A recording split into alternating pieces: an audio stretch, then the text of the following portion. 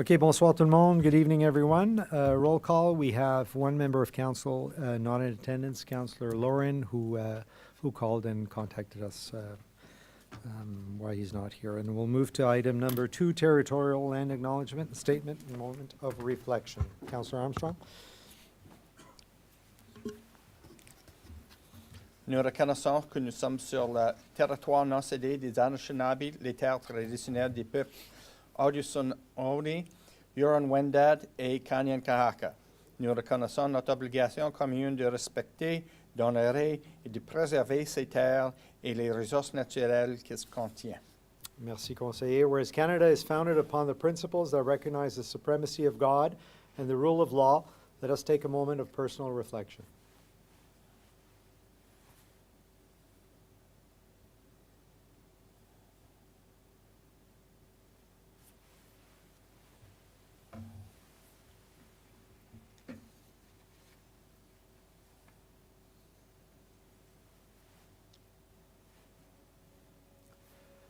Oh, Canada, our home and native land, true patriot love in all of us command. Car ton bras sait porter l'épée, il sait porter la croix. Ton histoire est une épopée des plus brillants exploits. God, keep our land glorious and free. Oh, Canada, we stand on guard for thee. Oh, Canada, we stand on guard for thee.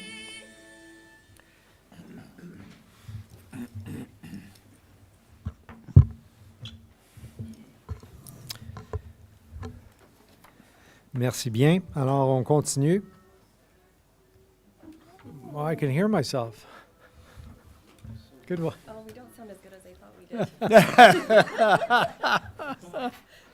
Okay, I'm not sure where is that. We're good?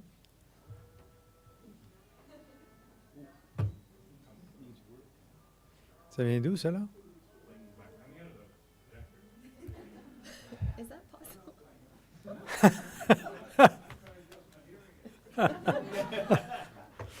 All right. Thank you, everyone.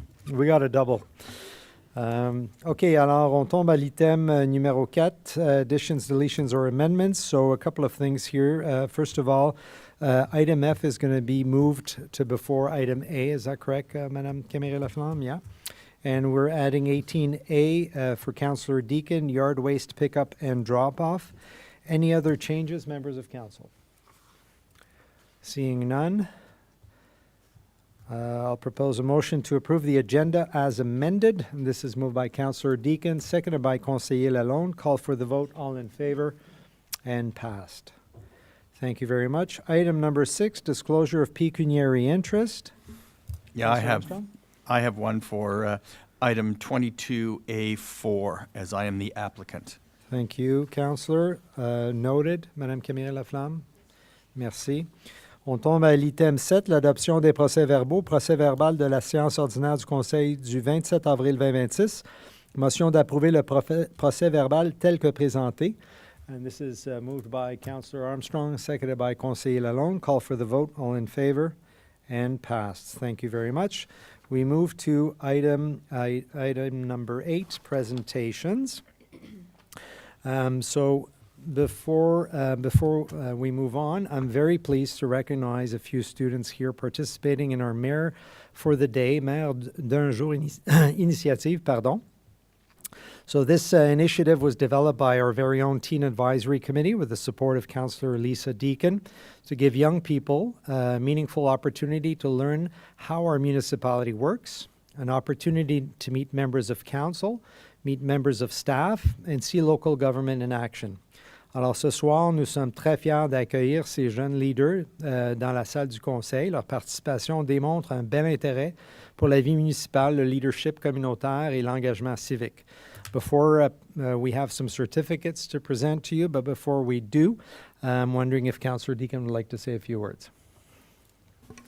Thank you, Mr. Mayor. You know that I always have words. I appreciate the invitation. So I just want to echo Mayor Tarnowski's comment. J'aimerais souligner les commentaires du Maire Tarnowski, commending the Teen Advisory Committee for leading the Our Vote, Our Future initiative this year. This is a multi-pronged initiative that encourages community members of all ages to join in the conversation, to get involved in democracy at the most local level, and to vote if they are able. As we know, the municipal elections are happening this fall. And I just want to say that young voices, youth's voices are extremely important in the energy, the vibrancy, the health of our local democracy, because they're seeing our community from a very different perspective than a lot of us grown-ups. They're walking our streets, cycling our paths. They work in small businesses. They volunteer. They frequent our parks. They participate in recreation at really high levels compared to the general population. So they're seeing these things, and when we hear what they're seeing and what they're experiencing, it's so important that that voice gets to us here at Council, and thanks to the Teen Advisory Committee, that happens. I want to underline that this is a committee that is a lot more than a working committee. They have brought their voices to Town Hall, raising concern about youth mental health, illuminating the opportunities to address after-school programming shortages, and also underscoring the need for public transit to support their ability to travel to and from their first jobs and gain independence in our safe and small villages. So it's with all this in mind that I thank the Teen Committee members for their exceptional effort and dedication to make initiatives like this happen, and to thank the young people who are here today who have engaged in conversation with the mayor and staff directly. Thank you. Excellent. Thank you very much. I tell you, seeing young people take this kind of interest in the community is always encouraging. I really appreciate that. Ces jeunes, tout comme les membres de notre comité consultatif de jeunesse, démontrent déjà un bel esprit de leadership, de curiosité et d'engagement communautaire. They're learning how local government works, asking thoughtful questions. We had some really good discussions, and already earning their stripes as future community leaders. Avec des jeunes comme ça, qui s'impliquent, qui veulent contribuer, l'avenir de notre municipalité est certainement entre bonnes mains. Alors, sur ça, j'aimerais, on behalf of Council, I want to congratulate Tristan Kemp. Un gros bravo à Emma Desnoyers, Erika Pearson, who had to leave, and Anabelle Bouchard for their participation today in coming here. So I would just ask you to come up. We've got little certificates for you, and would like to take a picture with the council. Council members. We'll go on by our little...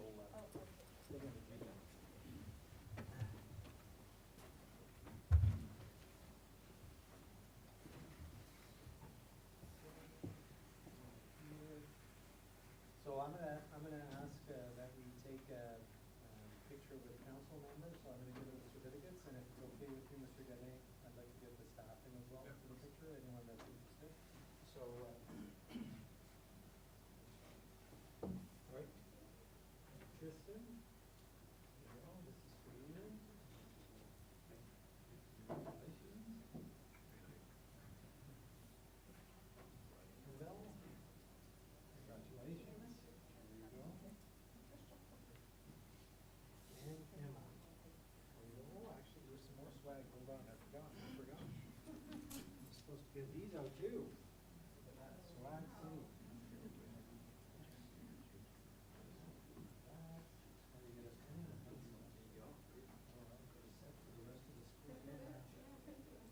There you go. And if I can get council members to come in here so we can pick up your picture. Real smile this time. Oh, okay.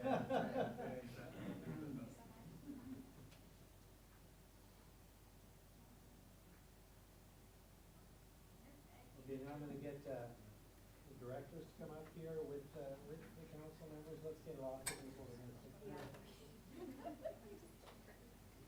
By the way, you guys okay? The students have to be in front. Yeah, well, bring you guys. Is it okay if we use this in our social media?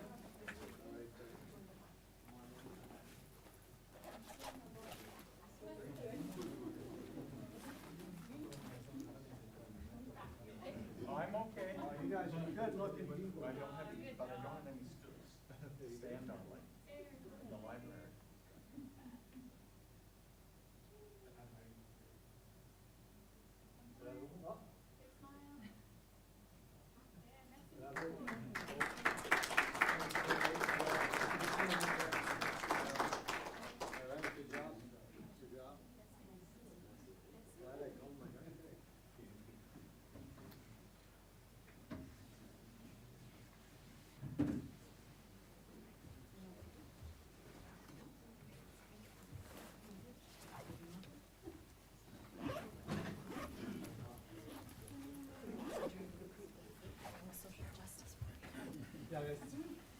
You might have one of your Facebook.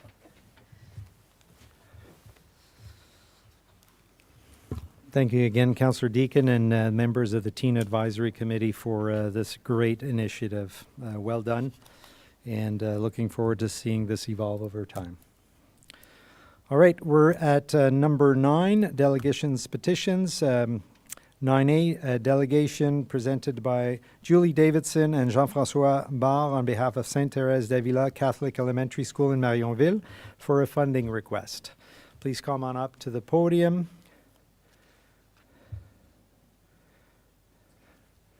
Bonsoir. Bonsoir. Je me nomme Julie Davidson. Est-ce que ça fonctionne, là? Oui? Est-ce Excellent. que le micro, il y a une petite lumière verte d'allumer? OK, formidable. Peut-être moi qui parle pas très fort. C'est Je vais bon. m'approcher. Donc, je me nomme Julie Davidson. Je suis l'heureuse directrice, je voudrais dire même choyée d'être la direction de l'école Marionville qui fête ses 75 ans d'histoire cette année. Donc, le 16 juin prochain, nous allons célébrer ce beau parcours dans un milieu francophone. Donc, pour ce faire, la présentation ce soir, je vous présente M. Jean-François Barre, surintendant de l'éducation assigné à notre école. Et je vous présente également Mme Mariette Lafrance, qui a été également là, tout au long là, du parcours, de la planification pour le 75e de notre école. Donc, c'est certain que notre école a une belle histoire profonde, une histoire ancrée au sein de la communauté de Marionville. Donc, puis je sais également que nous sommes un peu particuliers, comme une situation particulière, puisque nous connectons à 3 communautés. Donc, ça va être vraiment là, important là, ce soir là, de faire valoir parce que Marionville, c'est le cœur de la communauté et c'est vraiment ancré au sein de toute la communauté scolaire. Donc, pour ce faire, je vais vous présenter... Oh, merci.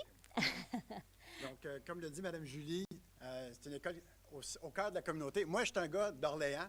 J'ai grandi à Toronto, mais je passais beaucoup de temps à Marionville parce que mon oncle et ma tante habitent à 3 pas de l'église. Donc, l'église Sainte-Thérèse-d'Avila, j'ai passé des veillées de Noël dans la communauté. Mon cousin et ma cousine allaient à l'école Sainte-Thérèse-d'Avila en faisant des recherches parce que là, c'est peut-être connu ou pas, mais je vais vous le dire.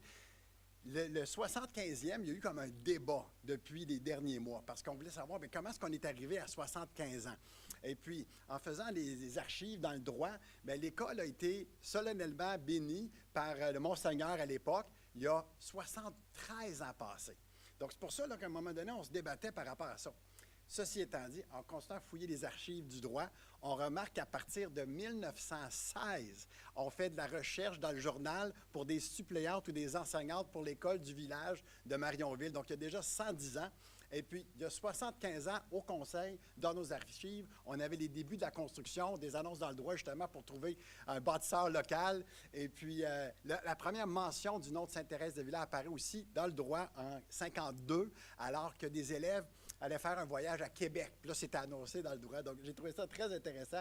Mais Marionville regroupe et rassemble les gens depuis longtemps, puis tout autour de l'Église et de l'école. Donc, c'est pour ça qu'on vient vous parler aujourd'hui. Bon, en fait, on organise le 75e parce que c'est aussi une chance, une opportunité de visibilité, de promotion. C'est pas chaque jour qu'on a la chance d'inviter des gens à Marionville, de mettre en évidence l'école, la communauté. Donc, on profite de l'occasion, on a concentré nos énergies, nos efforts sur une seule date, en fait, une seule soirée, au lieu d'aller avec 5-6 activités au cours de l'année. Donc, mais comme vous savez, Marionville n'offre pas d'entreprise, de services ou de commerce. Donc, tant qu'on commence à faire une planification pour organiser un tel événement, aussi grandiose qu'un 75e, il faut avoir des appuis, il faut aller chercher des collaborateurs, des partenaires. Donc, étant donné, comme je vous ai dit, qu'en n'ayant pas de commerce, services et autres, c'est un peu, le défi est un peu plus grand. Donc, on a sollicité les gens des autres villages avoisinants et aussi les différents paliers gouvernementaux, etc., etc. Mais vous savez que l'école est perçue comme une mini-entreprise dans une macro-entreprise qui est le conseil des écoles. Donc, ça nous emmène aussi à un autre défi. Et aussi, étant donné qu'on est reconnu comme une petite entreprise, c'est qu'on est aussi, malheureusement, barré, si vous voulez, ou de différentes possibilités d'aller chercher des argents à titre d'organisme. Donc, ça nous emmène à solliciter encore plus les gens, de recevoir des appuis de différentes entreprises, comme je disais tantôt, de différents villages avoisinants. Mais voici pourquoi notre présence aussi aujourd'hui, parce que ici, notre demande au conseil est déterminante. On a fait on a fait notre bout de chemin. On a sollicité beaucoup de gens. On a réussi à aller chercher à peu près 18 000 $ pour les fins de ces festivités-là.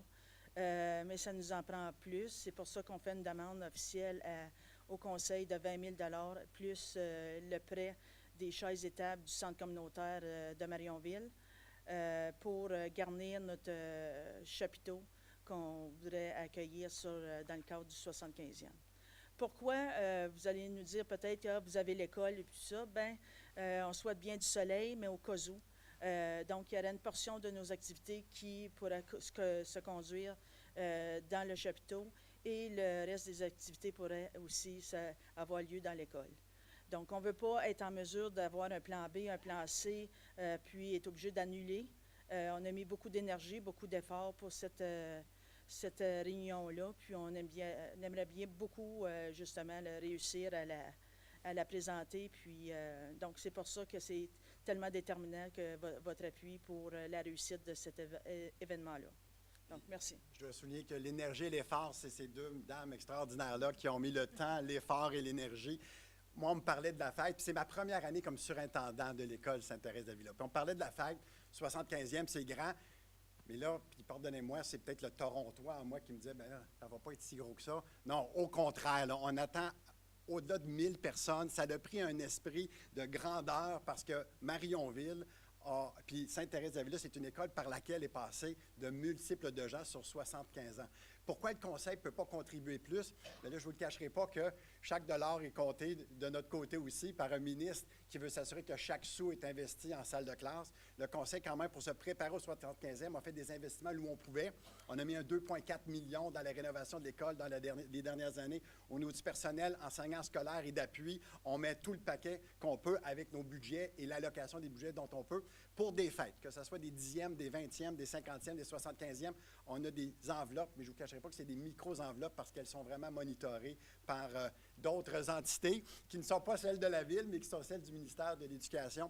Donc, lorsqu'on a vu comment grandiose devenait cette fête et comment rassembleuse elle va être, c'est Mariette qui s'est dit, bien, peut-être qu'on peut aller cogner à la porte de la municipalité pour voir si on peut nous aider parce qu'on va rassembler des gens d'ici et d'ailleurs. Et puis, entre autres, on a parlé au début du fait que Marionville puis l'école Sainte-Thérèse-d'Avila accueille des gens sur 3 municipalités, mais ça représente, corrige-moi, là, c'est 75 % de nos élèves sont vraiment d'ici à Russell. Donc, c'est la première porte sur laquelle nous sommes allés cogner. On a eu des nouvelles d'Osgood tout récemment, donc on est content, on va aller cogner là aussi, mais on est très heureux que vous nous avez accordé du temps ce soir pour qu'on puisse vous faire cette présentation-là. Excellent. Donc, puis, on parle de chapiteaux, on parle de tout ça. Il ne faut pas oublier non plus qu'il y aura des gens de tous âges, des petits comme des plus anciens. Donc, ça prend un endroit là, pour le soleil, s'asseoir et vraiment, ou se cacher de la pluie, selon. Donc, vous avez une liste des thèmes qui seront là. On est allé solliciter également là, plusieurs partenariats, soit par des dons, soit par des dons de billets, de prix ou autres pour agrémenter la soirée. Donc, on est allé cogner là, sur plusieurs portes, sur tous nos territoires qui nous ont permis là, de le faire. Donc, on vous l'a mentionné, 3/4 de notre population vient de votre territoire. Par contre, je vais m'avancer pour vous dire que 95% par la suite, soit en 6e année ou en 8e année, s'en viennent à Embrun ou à STA à Russell. Donc, on garde seulement 1 ou 2 élèves sur le territoire d'Ottawa par la suite. Côté distance, souvent c'est côté moyens de transport également, là, puisqu'on n'a pas d'autobus, on n'a pas de moyens de transport en commun. Donc, vous récoltez 95% de nos élèves par la suite, soit en 6e, parce qu'on offre aussi la 7 et 8 à notre école. Puis quand on voit la jeunesse qui était ici aujourd'hui, c'est un projet pour la jeunesse de Marionville, mais cette jeunesse-là grandit, donc on va avoir des jeunes, des moins jeunes et des plus vieux, pour ne pas le dire trop fort, qui sont tous passés par là. J'ai le privilège, moi, d'avoir coaché de la jeunesse de Russell. J'ai été coach pendant 3 ans avec mes fils des Prescott Russell Rockets au basketball. Et puis, on est allé compétir souvent à Montréal pour porter la bannière de Russell. Et puis, je sais que c'est une belle communauté, puis on cherche à les rassembler. Mais pour ce faire, on cherche votre appui. Donc, merci de nous avoir donné ce temps ce soir. Donc, juste pour vous donner des chiffres également, donc, 5 ans passés, l'école comptait 124 élèves. En 5 ans, on a augmenté à 174, donc qui est quand même 50 élèves de plus. Pour Marionville, c'est énorme comme pour de grandir. Ça compte à peu près 110 familles également sur le territoire, dont plusieurs sont du côté de Prescott Russell. Donc, ça tombe au niveau des lignes. Par contre, puisque nous sommes seulement la seule école dans cette région-là pour l'instant, il y a un partenariat pour venir chez nous. Maintenant, on vous a parlé des partenariats tantôt, on vous a parlé de tout ça. Nous sommes allés un peu plus loin encore parce que 75 pour Marionville, on vous l'a dit, c'est le cœur de la communauté. Donc, nous sommes allés chercher des appuis, mais pas nécessairement des appuis physiques, mais des appuis au niveau du gouvernement. Donc, nous avons reçu un certificat de Mark Carney, de Doug Ford, de Pierre Poliev. On a reçu également de la directrice générale gouverneur général qui vient tout juste de céder sa place. On a également l'Assemblée de la francophonie qui nous remettra en main propre le certificat le 16 juin, la municipalité de Russell, qui est super importante, et également l'archevêque qui nous a envoyé des certificats. On en a plusieurs autres également, mais ce sont vraiment là, ceux qui sont les plus importants sur la table présentement. Donc, au niveau de l'appui financier, Madame Lafrance vous l'a mentionné, 20 000 plus les tables et les chaises. On sait que le coût de ça peut représenter également, là, la location peut être très, très grand. Donc, notre but, c'est vraiment la visibilité. Écoutez, si vous voulez avoir un petit kiosque ce soir-là, vous êtes la bienvenue. On vous ferait certainement une belle petite place. Donc, si vous voulez avoir de la visibilité, nous sommes tout oui et très ouverts à cela. Donc, il n'y a aucun problème pour nous. Ai-je oublié quelque chose? Bien, c'est sûr que c'est négociable. Là. Si vous avez besoin de plus de visibilité, c'est ouvert. En avant de l'école, si tu peux, il va y avoir un gros 75e qui va être installé. Donc, on pourrait aussi placer une plaque en mémoire, justement, de votre contribution. Donc, en même temps, bien, je pense que c'est un nouveau partenariat. C'est notre première fois qu'on vient faire une demande. Et je pense que c'est une collaboration qu'on pourrait justement bonifier au cours des prochaines années, puis pour justement maximiser davantage les bénéfices de la communauté, entre autres de Russell. Je pense que, puis je vous invite fortement à venir faire un tour en espérant justement que le soleil sera du rendez-vous. Donc on attend beaucoup de gens, puis on a... Comme Mme Davidson, M. Bon parlait, oui, on vous demande de l'argent, mais en même temps, c'est comme je disais un peu plus tôt, on était chercher beaucoup de collaborations, on a beaucoup de partenaires de la région, on est rendu au-dessus de 500 partenaires de différentes en dons de services ou en échange de services. Donc, il y a une visibilité, puis il y a une raison d'être du 75e anniversaire. Donc, je vous remercie beaucoup. Merci. Merci beaucoup. Monsieur Merci, le maire, alors. Merci, conseiller. Merci. Merci beaucoup pour la belle présentation. C'est sûr et certain que moi, ce que je retiens surtout de la présentation, c'est sûr et certain que même si vous n'êtes pas sur le territoire de la municipalité, que c'est bien une école très importante pour notre municipalité. Alors, ça, je vous l'accorde de 100 %. Moi, j'aurais quelques questions avant d'ouvrir les questions pour le reste du conseil. Est-ce que sur le 20 000, est-ce qu'il y a un genre de budget détaillé là, pour voir où c'est que vous en allez avec ça, puis à quoi va servir le 20 000? J'en ai présenté un cet après-midi, peut-être OK. un peu tardif, là, je pense vers les 16 heures ou alentour, à Mme Deakin. C'est sûr que c'est d'aller chercher les infrastructures, disons, qui demandent, quand j'ai pas été capable de négocier, si vous voulez. C'est le chapiteau de certaines animations. Donc, c'est stratégique, là, parce que, entre autres, qu'est-ce que j'ai pas été capable de chercher, justement, OK. pour négocier, pour avoir... donc, c'est, comme je disais, il y a le chapiteau, il y a le son, l'éclairage, il y a des planchers, parce que comme le style de danse, il y a aussi de l'animation. Donc OK, alors, conseillère Deakin a entre le autres, budget. des groupes. J'ai essayé de prendre justement une animation puis une programmation extrêmement variée pour essayer de satisfaire autant nos plus jeunes que Je comprends. parce qu'on va accueillir aussi beaucoup d'anciens, comme monsieur mentionnait. Donc, c'est une programmation qui est extrêmement variée, puis pour satisfaire tout le public. Puis, entre autres aussi, on a la collaboration de la radio locale 92.1 qui va venir. Donc, c'est certain que ça nous demande des frais, mais en même temps, en retour, ils vont nous, justement, s'organiser avec toute la présentation du bingo. OK. Donc, c'est un échange. En même temps, ça on donne un peu, mais en même temps, ils nous donnent en retour. Donc, ces argents-là sont vraiment dirigés. Puis, l'événement est tout gratuit.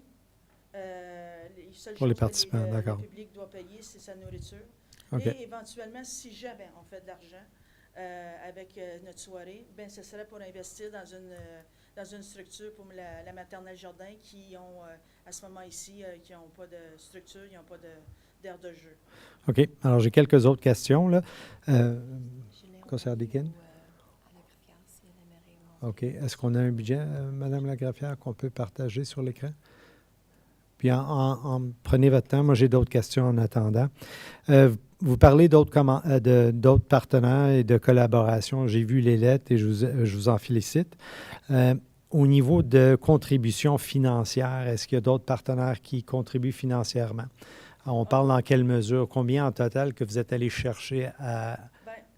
Ça l'équivaut à peu près à l'entour de 18 000 OK. Là-dedans, il y a une contribution du conseil scolaire, il y a une contribution du conseil des parents de l'école. Il y a de l'interne, là. Puis à part de ça, on a été chercher des entreprises, certaines entreprises, comme l'Amoureux Plumbing, 1 000 Desjardins, 1 000 on a le Club Richelieu d'Embrun, 1 500 Formidable. on a le comptoir d'entraide qui ont donné 400 en Fait bien, que là, en vous don. dites qu'il y a environ En 18 000. don. 18 000. Donc, le défi, si c'était une OSBL, on aurait déjà 50-60 000 d'accumulés. Par le fait que ce n'est pas une OSBL, que c'est une école, c'est plus difficile d'aller chercher des dons de certains organismes parce qu'ils ne sont pas capables D'aller chercher les reçus. Ouais. d'aller chercher les reçus d'impôts, justement. OK, alors on dit environ 18 000, mais ça inclut aussi en échange la valeur de certains services que vous allez recevoir, c'est ça? OK, parfait. Alors, j'ai deux autres questions. Si la municipalité ne pouvait pas accorder le montant demandé, quelles seraient vos priorités les plus importantes? Si, mettons, on descend puis on est capable de vous donner, je ne sais pas moi, 5 000 ou 2 000 ou 10 000, est-ce que vous avez comme une liste de priorités? Qu'est-ce qui serait coupé? Vous êtes organisé à ce niveau-là? OK. Et puis, on a aussi parlé d'un appui non financier, c'est-à-dire les chaises et ainsi de suite. Ça, est-ce que je pourrais demander à Mme Guittard? Ça, c'est quelque chose qui est possible de notre côté assez facilement ou sans vous mettre sur on the spot? Madame Guittard. Thank you, Mr. Mayor, members of council. It might be difficult, I'll be very honest with you, because those chairs are not meant to be outside. That's the problem, OK. because they're all Je peux like parler en français. fancy chairs, and OK. so you have to remember that you'll be on the grass, so those chairs will go in the ground. Ah, mais So je pense there qu'on might parlait be- d'un plancher. Il va y avoir un plancher puis un Yeah, chapiteau. they'll have a stage, OK, but I OK. don't think they'll have a whole floor underneath the tent. So there might be some challenge there. So we would have to look into Il it. faudrait regarder à Yeah. ça. OK. OK. Puis on parle de quelque chose. On parle du. C'était quoi, le 12 juin? Le 16 juin. Fait qu'on n'a vraiment pas beaucoup de temps. On ne peut pas vous revenir avec trop de temps à prendre une décision. Hein? OK. Alors, sur ça, je laisse la parole aux membres du conseil. Questions, commentaires? Conseillère Deakin? Je vous remercie énormément d'avoir connecté avec la municipalité de Russell à cet événement. C'est une grande célébration des 75e année anniversaire de Sainte-Thérèse-d'Avila. C'est un peu personnel pour moi parce que, comme j'avais mentionné dans mon courriel, moi-même, je suis une ancienne élève d'une école rurale, super rurale, comme le vôtre. Et je suis particulièrement consciente de l'importance que revêt votre établissement à Marionville en tant que hub communautaire. Et je sais à quel point les écoles rurales aussi doivent souvent faire face à des défis supplémentaires pour servir leur communauté sur le long terme. Je vous dis que mon école, autour de mon école, il y avait des champs de maïs. Maintenant, mon école est un champ de maïs. Ça n'existe plus. Alors, je vous remercie énormément. Puis aussi d'avoir partagé avec moi ce matin le budget à dernière minute que j'avais posé des questions. Merci beaucoup d'être revenu avec ces infos super importantes pour nous, de nous faciliter, de nous aider à faire une bonne décision en appuyant votre célébration. Selon moi, il faut contribuer quelque chose de ce qu'on peut. On a des ressources ici, on peut explorer c'est quoi possible avec les tables, les chaises. J'ai aucune idée, je suis pas experte en ça. Mais c'est ça que ça marche ici dans les petits villages, qu'on contribue puis qu'on fait des collaborations ensemble. Puis aussi, ça prend parfois un partenaire pour commencer le boule de neige qui roule, puis ça peut ouvrir les portes, j'espère, à North Dundas, puis aussi la ville d'Ottawa, qui sont, ça passe toujours à Marionville, qu'on ait 3 partenaires au moins dans un événement comme tel. Alors, comme le maire a mentionné, un montant ou des ressources in kind ou un peu des deux. Comme il a mentionné aussi, on a un peu de pression des temps aussi. We don't have a lot of time to decide. J'aurais aimé poser la question à l'administration pour un rapport ou une recommandation. I think that's going to be hard for us to get tonight, so we're winging it un peu. Mais je vais juste ouvrir la conversation en disant que oui, il faut contribuer de quelque façon, in kind et un montant pour montrer notre appui. Et je vous remercie à vous trois d'être venus ici ce soir. Merci, conseillère Deakin. Autre commentaire? Conseiller Lalonde? Je ne dirais pas trop, sauf pour vous remercier. On a eu l'occasion de se parler une couple de fois. Je sais que c'est pas facile d'être en même temps des administrateurs et des principales d'une école et porter le chapeau de fundraiser. C'est plusieurs chapeaux à porter. J'aurais souhaité qu'on en parle il y a déjà plusieurs mois passés. You know, that's not how real life works sometimes. So, j'apprécie beaucoup l'effort. J'appuie les commentaires du maire et de la conseillère Deakin. Je crois qu'il y a de quoi à faire là, c'est certain. Une question avec l'aide peut-être l'administration et compte tenu qu'on est déjà dans notre année budgétaire et qu'on n'avait pas pensé à ça, il va falloir trouver une façon, un chemin, mais j'ai confiance. Mais merci beaucoup pour votre présentation. Merci, conseiller. Notre prochaine réunion, c'est le 25. Le 25. Alors, une réponse pour le 25 mai, ça marche quand même, oui? OK, alors peut-être on pourrait demander sur ça, Madame Guittard, Monsieur Dagenet, si on est capable de regarder qu'est-ce qu'on peut faire pour supporter, je pense qu'il y a une direction de support. Est-ce que c'est a fair assumption that council wants to support? Je sais que d'expérience, 20 000 pour nous, ça serait beaucoup. Alors, je ne pense pas que c'est réalistique de vous laisser partir en pensant que le conseil va vous donner 20 000 mais c'est sûr et certain qu'on va s'acharner sur un échange et possiblement des sous. Mais ça serait avec une recommandation en regardant vers le staff, qu'est-ce qu'on a. Je sais qu'on a une enveloppe au niveau des grants, community grants. Qu'est-ce qui nous reste dans cette enveloppe-là, Mme Guittard? Est-ce que vous avez l'information? 4 000. 4 000 change? Présentement, il nous reste 4 347. Pour toute l'année. Ça, c'est Pour de l'argent l'année. qui n'a pas été Pour l'année. ouais. Sur une enveloppe totale de combien? On a 30 000. Vous voyez, fait que ça, c'est notre budget annuel de 30 000. Fait que de donner à une organisation 20 000, ça serait déjà difficile. Alors, il faudrait regarder ça. Puis sur le fric, peut-être qu'il y a une possibilité un petit peu d'aller chercher un petit peu de sous, mais il faudra avoir le support du conseil pour ça. On a accès à un compte décompté qui, avec l'appui du conseil, on serait peut-être capable d'aller chercher quelques 1000 $ là-dessus, là, mais ça serait à regarder avec M. Dagenet plus tard. Conseillère Deskin? Si les chaises et les tables ne peuvent pas sortir de la salle de Marionville, est-ce que l'événement peut se déménager à la salle avec les tables puis les chaises puis un grand espace, je me demande? C'est une idée opérationnelle. I don't mean to. Mais j'encourage un peu de créativité puis de voir ce qu'on peut faire avec nos ressources. Oui.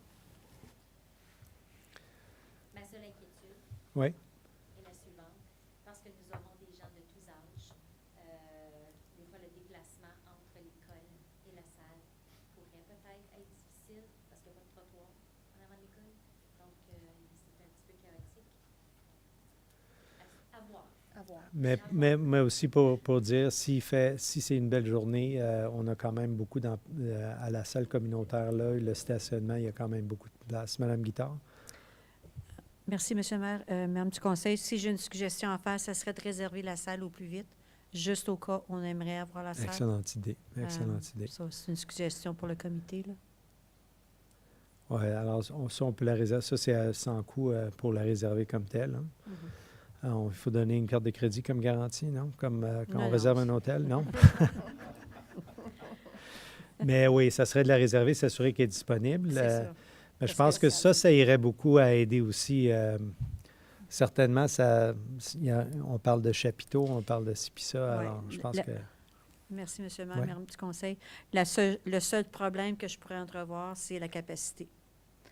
Parce que là, si on parle de 1000 personnes qui s'en viennent, cette salle-là ne contient pas 1000 Mais je ne pense pas que l'école a une capacité de 1000 personnes non plus. C'est parce qu'ils sont à l'extérieur. Oui, mais on a quand même le stationnement, c'est ça que je veux dire. Quand on fait le Meet Me, on réussit quand même à avoir pas mal de monde. Fait que je veux dire, au niveau de créativité, encore une fois, c'est juste c'est une ideation process, right? Alors, Monsieur Godin, Madame Guittard, Monsieur Dagenet, c'est quelque chose qui peut revenir ici au Conseil pour notre prochaine réunion. Est-ce que c'est possible d'avoir une recommandation avec des idées? Oui, merci, M. le maire. Bonsoir, cher membre du Conseil. Donc, on peut regarder aux différentes options. Il n'y en a pas beaucoup, mais on peut définitivement les lister, puis ça pourrait mener à une discussion du Conseil pour faire une décision. Merci beaucoup, M. Godin. Je pense qu'il y a une je pense qu'on voit que le Conseil, quand même, veut être partenaire, veut être supporteur en dedans des moyens qui nous sont. Je sais que vous avez parlé du Conseil qui est monitoré, vous avez dit, au niveau des sous, tout ça, mais nous autres, en tant que Conseil, on est monitoré par nos résidents où on dépense et comment on dépense. Alors, il faut toujours faire attention à ça. Alors, il faut être capable d'être très ouvert puis de démontrer la valeur que nos résidents reçoivent de ça. Et aussi, juste pour peut-être conclure sur la proposition que vous aviez, où est-ce qu'on aurait une table ou quelque chose comme ça, je ne pense pas que ça serait quelque chose qu'on ferait dans une autre municipalité. Hein. Si l'événement était sur l'autre côté de la rue, je ne pense pas que ça serait d'intérêt pour notre municipalité d'avoir une table, là, je ne sais pas, M. Godin, M. Dagenet. C'est quelque chose à penser là, quand vous allez regarder ça. Là, mais on verra. Je vous remercie beaucoup pour votre temps. J'apprécie beaucoup et félicitations pour le travail que vous mettiez pour reconnaître cette date très importante. Merci. Hein? Bonne soirée.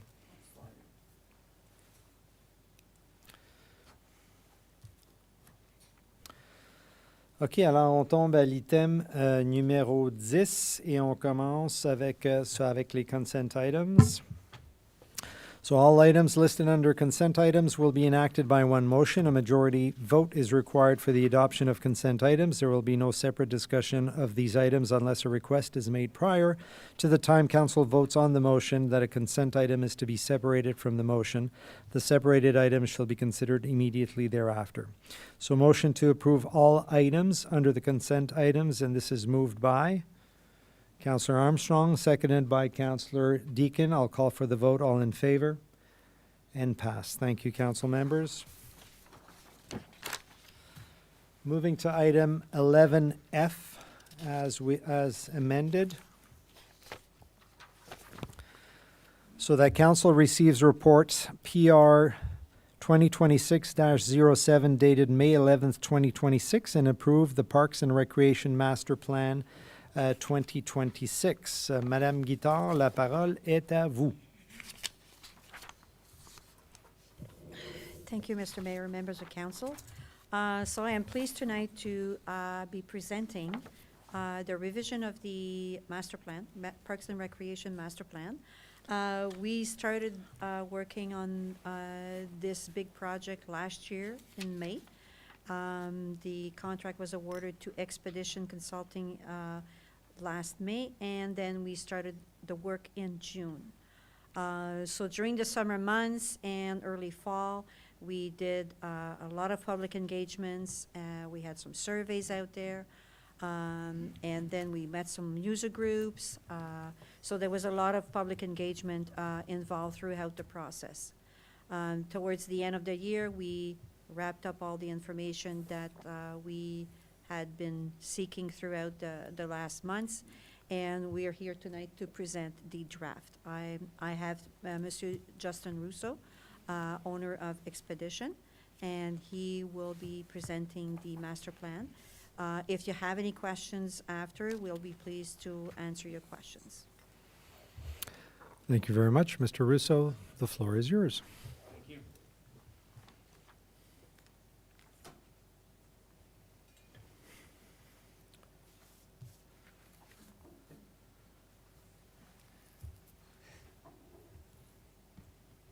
Thank you, Mayor and Council. Pleased to speak with you this evening and present the master plan, Recreation Master Plan, for your review.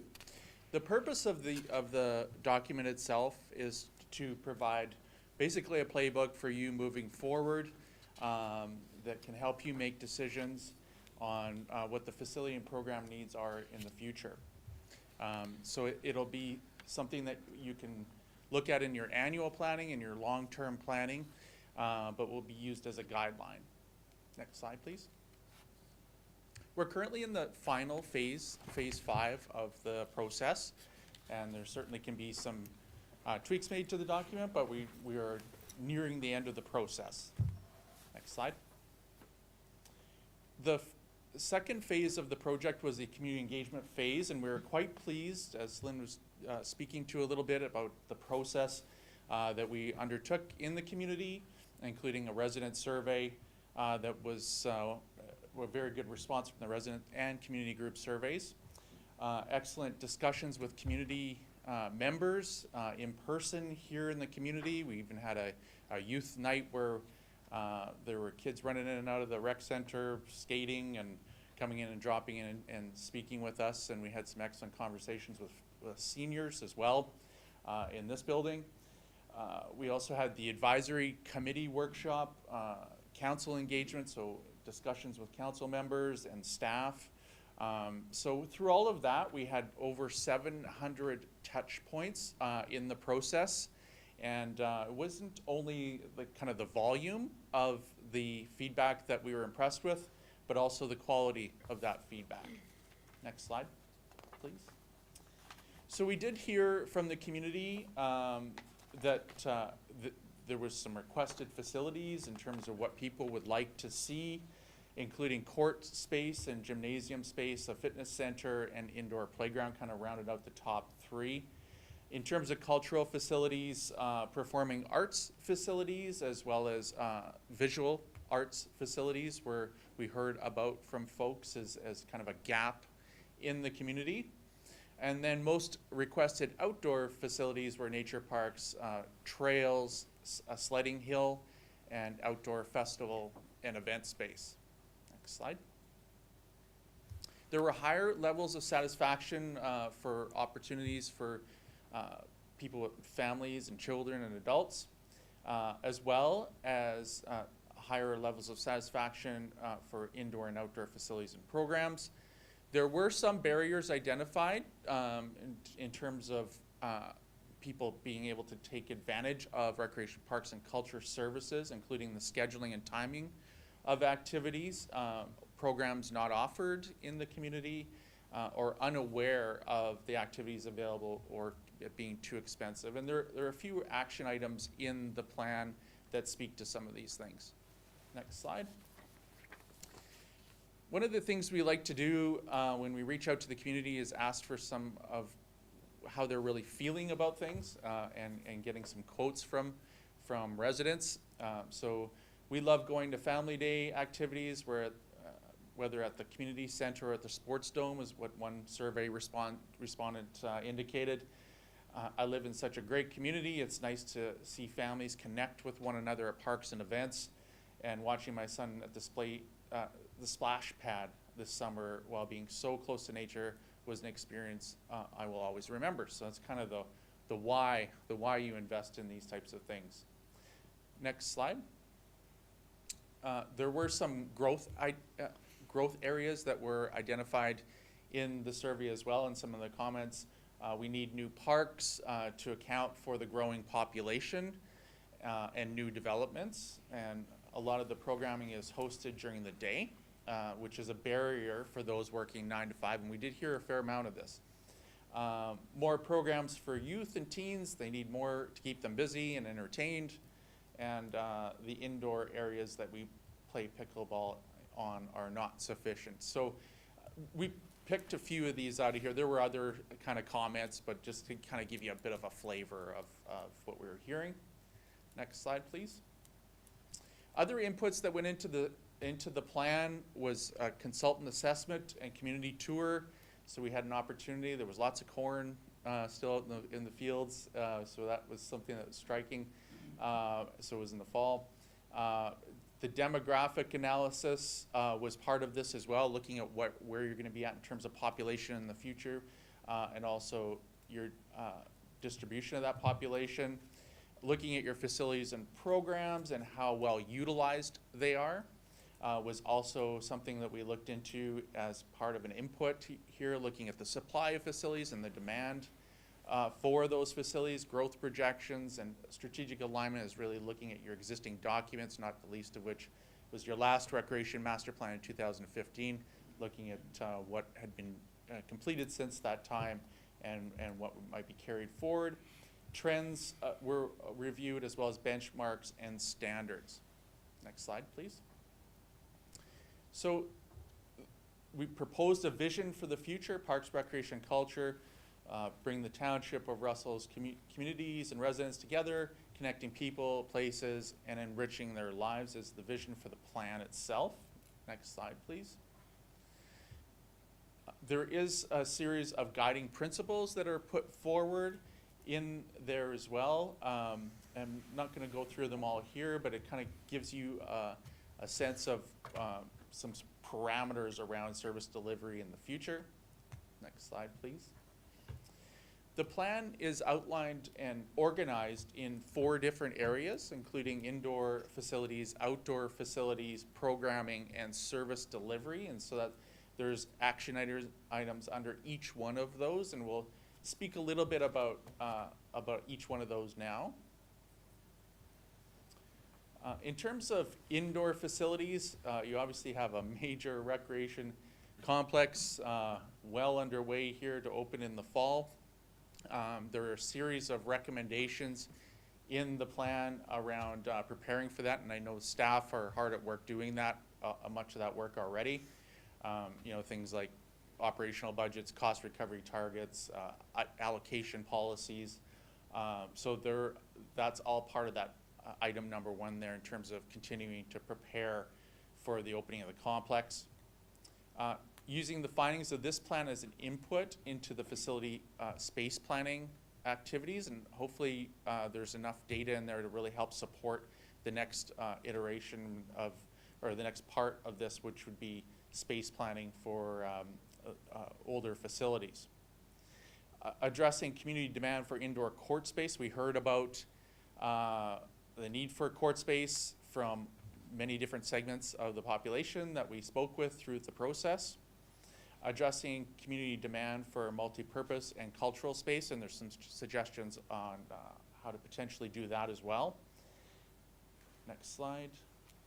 Considering options for developing a fitness center, whether that be through the municipality or through a third-party operator.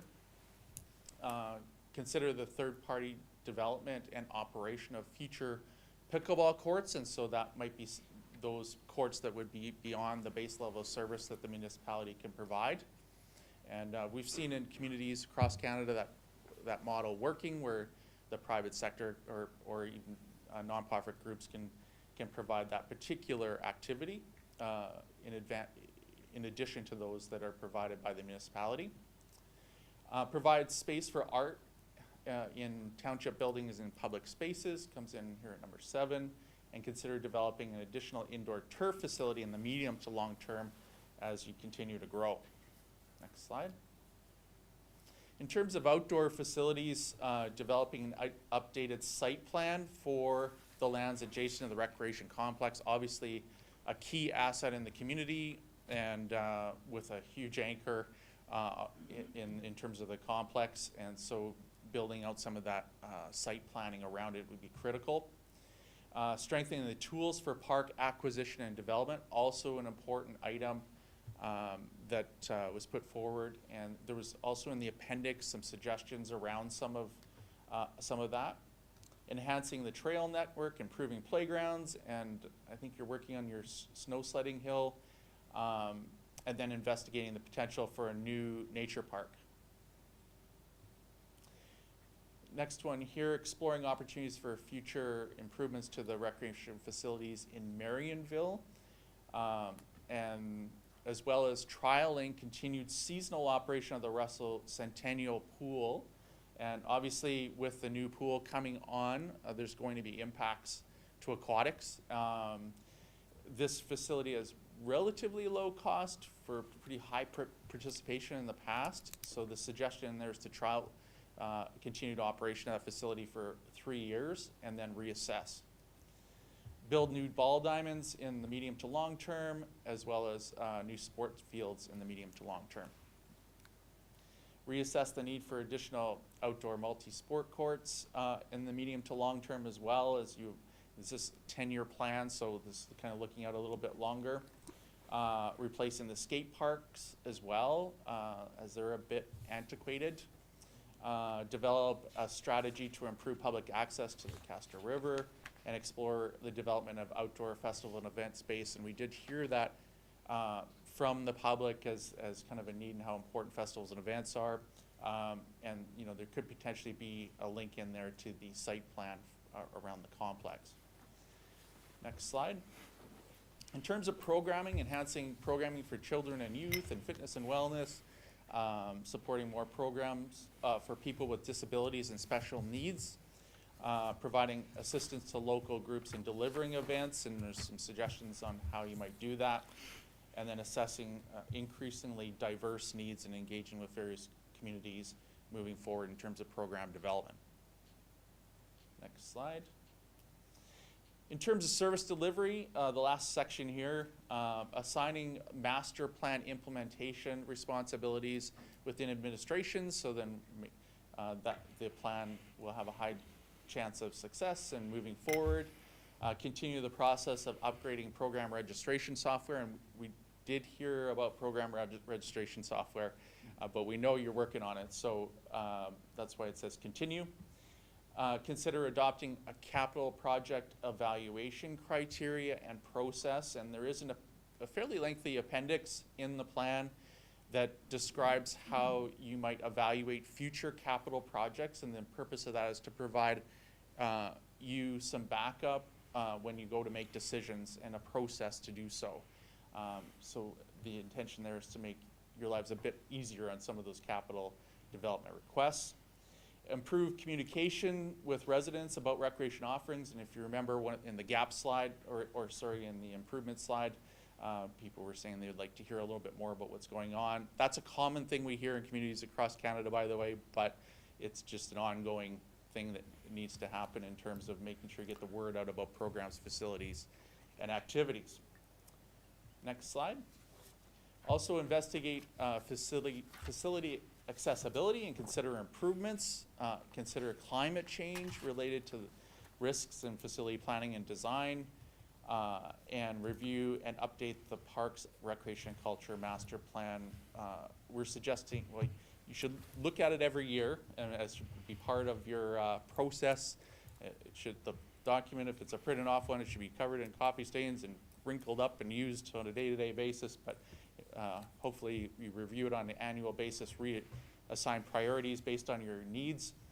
Look at after 5 years, and because you're moving pretty quickly in terms of growth, where are you at after 5 years, how much of a review needs to happen, and definitely after 10 years you should be redeveloping.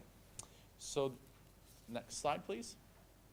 The plan also identifies a variety of implementation supports, including key performance measures, social, economic, organizational, and environmental performance measures, so you can kind of keep track of how you're doing in terms of implementations, some funding mechanisms and approaches for your consideration, as well as roles in implementation, evaluation and reporting kind of processes, as well as other implementation considerations.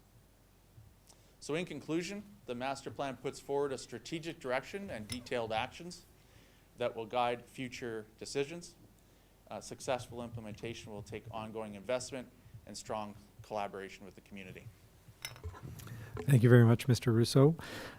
Before I open it up to members of council, I just had a couple of questions, and correct me if I'm wrong, but being a ratio and numbers guy, I'm wondering, is there such a thing in this field where we can say we need so much park space per resident, or per kilometer of residential, or something like that?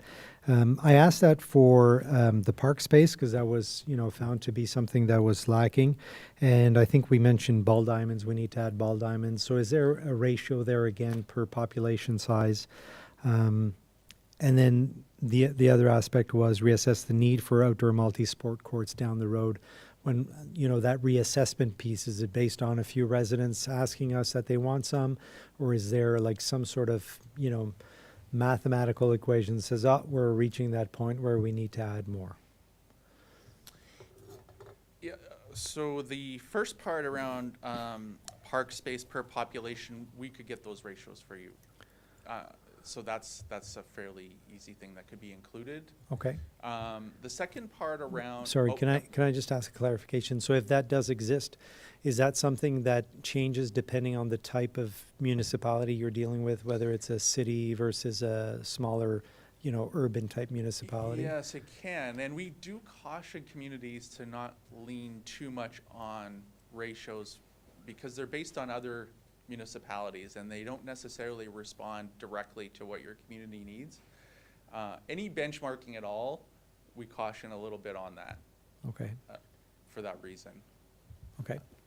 All right, that's fair. And The second part was around, okay, so the sports court. Yeah. So the sports court, along with any other capital project, we're suggesting in there that you adopt the capital evaluation process that is in the appendix of the plan that will help you make decisions on that project and any project in the future. And a lot of that is around what's the demand for the facilities, what's the supply in the community, what's the population, what's the operating costs and revenues. So looking at that whole picture, so it's more of a holistic review of all kind of major capital, maybe not the smallest of projects, but the bigger projects are going to have some significant impact. We're suggesting you run through that criteria and that process. Yeah, I think I made myself a note here that, although this is a directional plan, every aspect in here, has to stand on its own business case when it comes up, right? That's right. Okay. All right, thank you very much. Questions, comments, members of council? Councillor Deakin and Councillor Lalonde. This master plan covers so much, and it just really demonstrates the breadth that the department, the Parks and Rec and Culture Department covers. And I just want to recognize that, because I'm going to mention that I think there's a long list here, a long, exciting list and meaningful engagement that's happened with the public to come up with this. And I think the way that our township is going to rise to the occasion and fulfill and deliver on as many of those priorities as possible is through partnership, because it is a broad area that this department and that this master plan pertains to, this department in the township is not the only deliverer of such amenities in our community. And so I'd just like to highlight a few, because I hope that the next steps is that this master plan is socialized with these potential partners. I want to mention our township-owned museum properties that are core to the villages of Russell and Embrun, especially in Embrun, the excitement of the new space there. I was biking by it the other day, and I was so impressed with how it looks with accessible entrances and steps, and it's going to be a wonderful space. So these are public spaces with resident groups that are leading that cultural side, the heritage side of cultural programming in our community. I wonder what could be done in those spaces. I saw here that we need spaces for people to gather, people to meet, et cetera. That came to mind I hope that the township sees the opportunity in that, and I hope that the residents of our community who are dedicating their volunteer hours to the heritage component are also aware of this master plan and see themselves in helping to deliver on these priorities. A similar flavor for the Russell Public Library. Of course, I have the honor of sitting on the library board.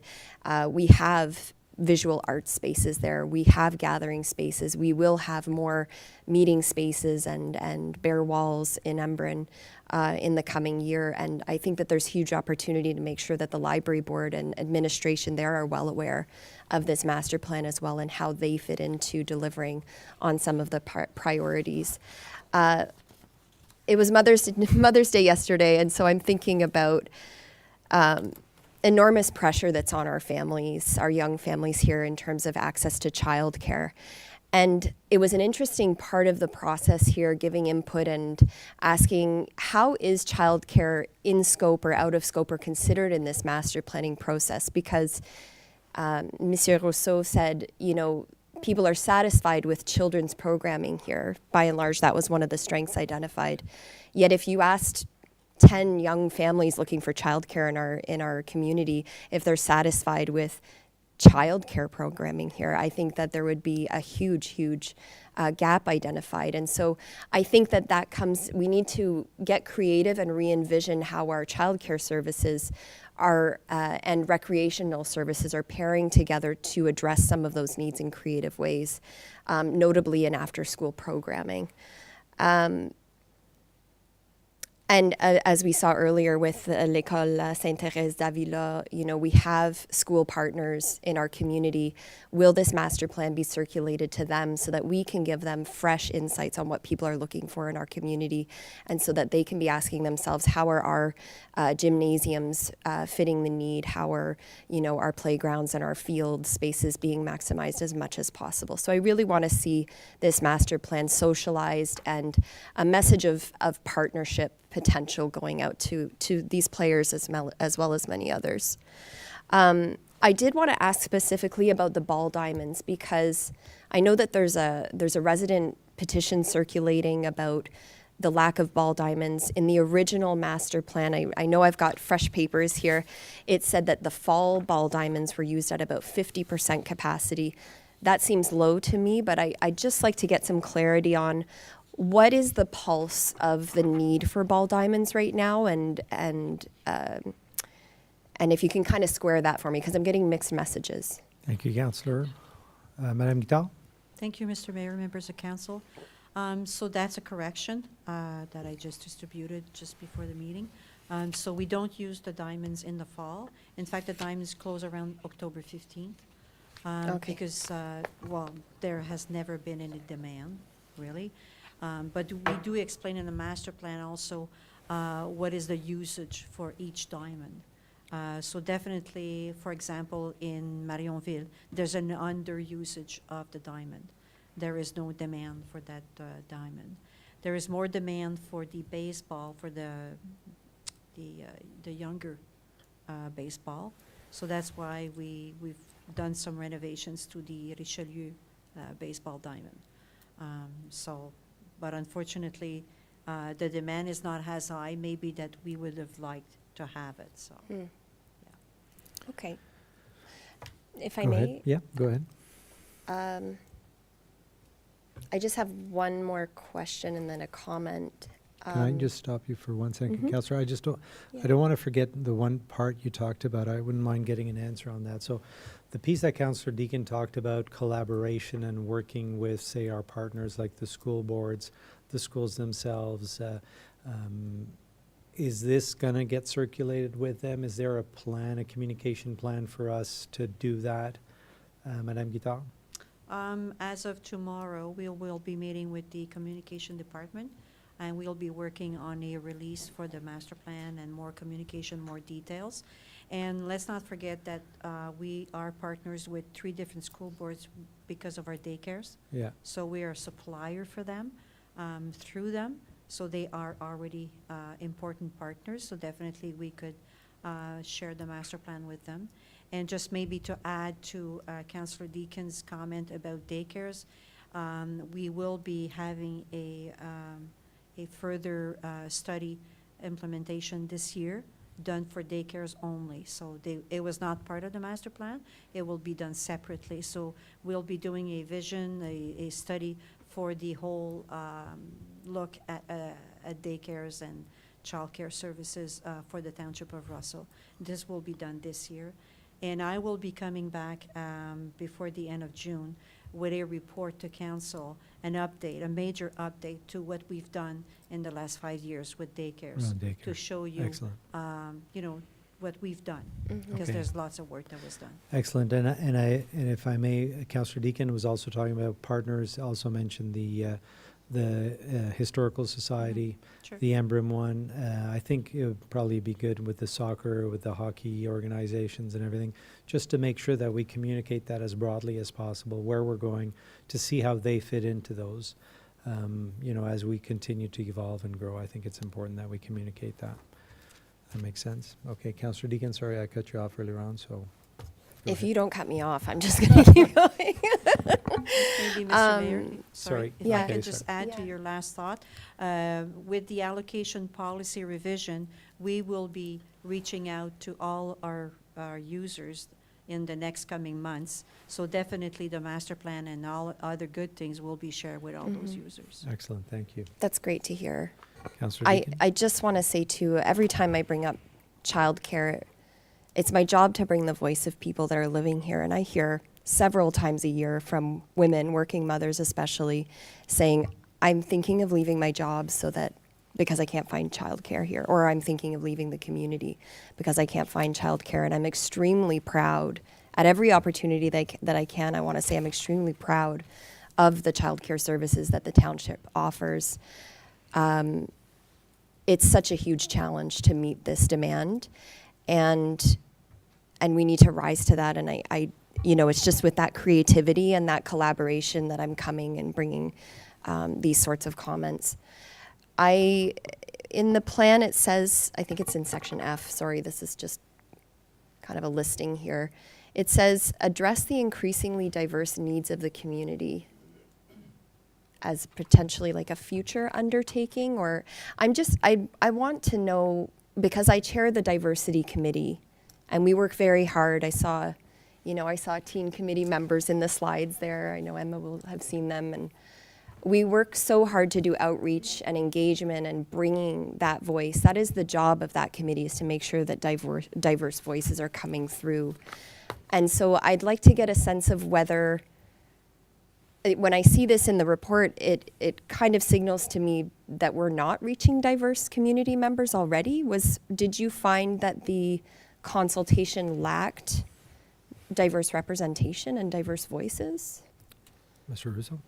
There could be improvement, probably, right? The recommendation there was around future facility development, future program planning, when you're getting more detailed around what types of services you might provide, and what types of programs might resonate with various populations in the community. And for example, when you're doing the site plan around the complex, right? Like what amenities might go in there. There could be an opportunity to further engage with various populations at that point in time as well. So we wanted to make sure we didn't lose it in there, and it was kind of a forefront where you're going to do your more detailed planning. That makes sense.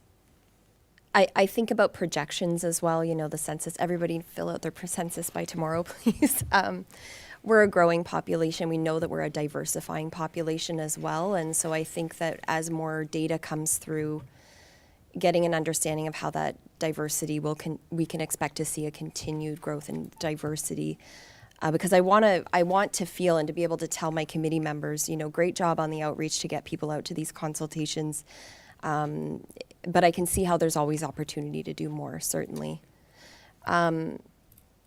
And I just wanted to flag my favorite part of the master plan draft that I saw was the call to consider adopting a formalized process and capital project evaluation criteria to evaluate new parks, recreation, and culture projects. This was something that I was having exchanges with Madame Guittard just in the past few weeks around. I continue to hear, and I'll say it explicitly, I continue to hear from basketball players in our community that they don't have a gymnasium. And it's always felt to me like there was an opportunity to have more transparency, more data, more evaluation behind the why of prioritizing certain projects or capital undertakings first, with more to come later. And if the average person looks at 4.C.1 and might just see, another policy. But what I see in there is an opportunity to bring that transparency and to support and grow trust and conversation around when do we pull the trigger on certain capital projects, because we see the need, we see the business case for it, we see the possibility, and to also enable long-term those user groups to see, how is this measured? How do I bring my voice to this long-term planning exercise? So that is, I don't know if that was one of the prioritized points, but it was certainly something that I saw as a priority for myself, representing those diverse groups who just aren't sure how it's done, and for us to be well-equipped with an evaluation framework when we're making these big investments. Absolutely. Thank you very much, Councillor. Councillor Lone? Thank you. I had a few points I wanted to cover too, but I appreciate some of the things I was going to talk about. Councillor Deakin has already got clarification on. I did want to talk about child care services, and I'm glad to hear that it's going to be treated in a separate review process, and all the peripheral support that can require in terms of some recreational support for that too. So I'm glad to hear that. So that's off my list. A couple of things I want to maybe, how to put it, just emphasize that comments you made yourself, that the idea of the demographic analysis, and I see it in terms of versus resident requests. I see them as not being in conflict, but being needing to be looked at carefully, separate one from the other. And it's something you and I talked about back in the day, about looking very closely and carefully at how the demographics are changing in this township in terms of seniors now being the largest demographic and growing in size, and the needs of that group, 65 and up, accessibility, recreation, the indoor pool facility is going to be paramount in terms of in their part of their needs. So I just emphasis, I'm very interested in the demographic analysis that's being done here and any additional work that's done there. I'd actually like to see the breakout of that. How does all of this fit in or tie in, or vice versa? How does the demographic analysis tie in with what's being done here? So I'm very interested in that part, because we also have a youth component that's growing, but the seniors definitely growing. We also have accessible youth and young adults with developmental disabilities and physical growing very significantly in this township, becoming a force to be reckoned with, maybe not today, but quite likely in the next year or the next few years to come. That's my experience. That's what I'm seeing.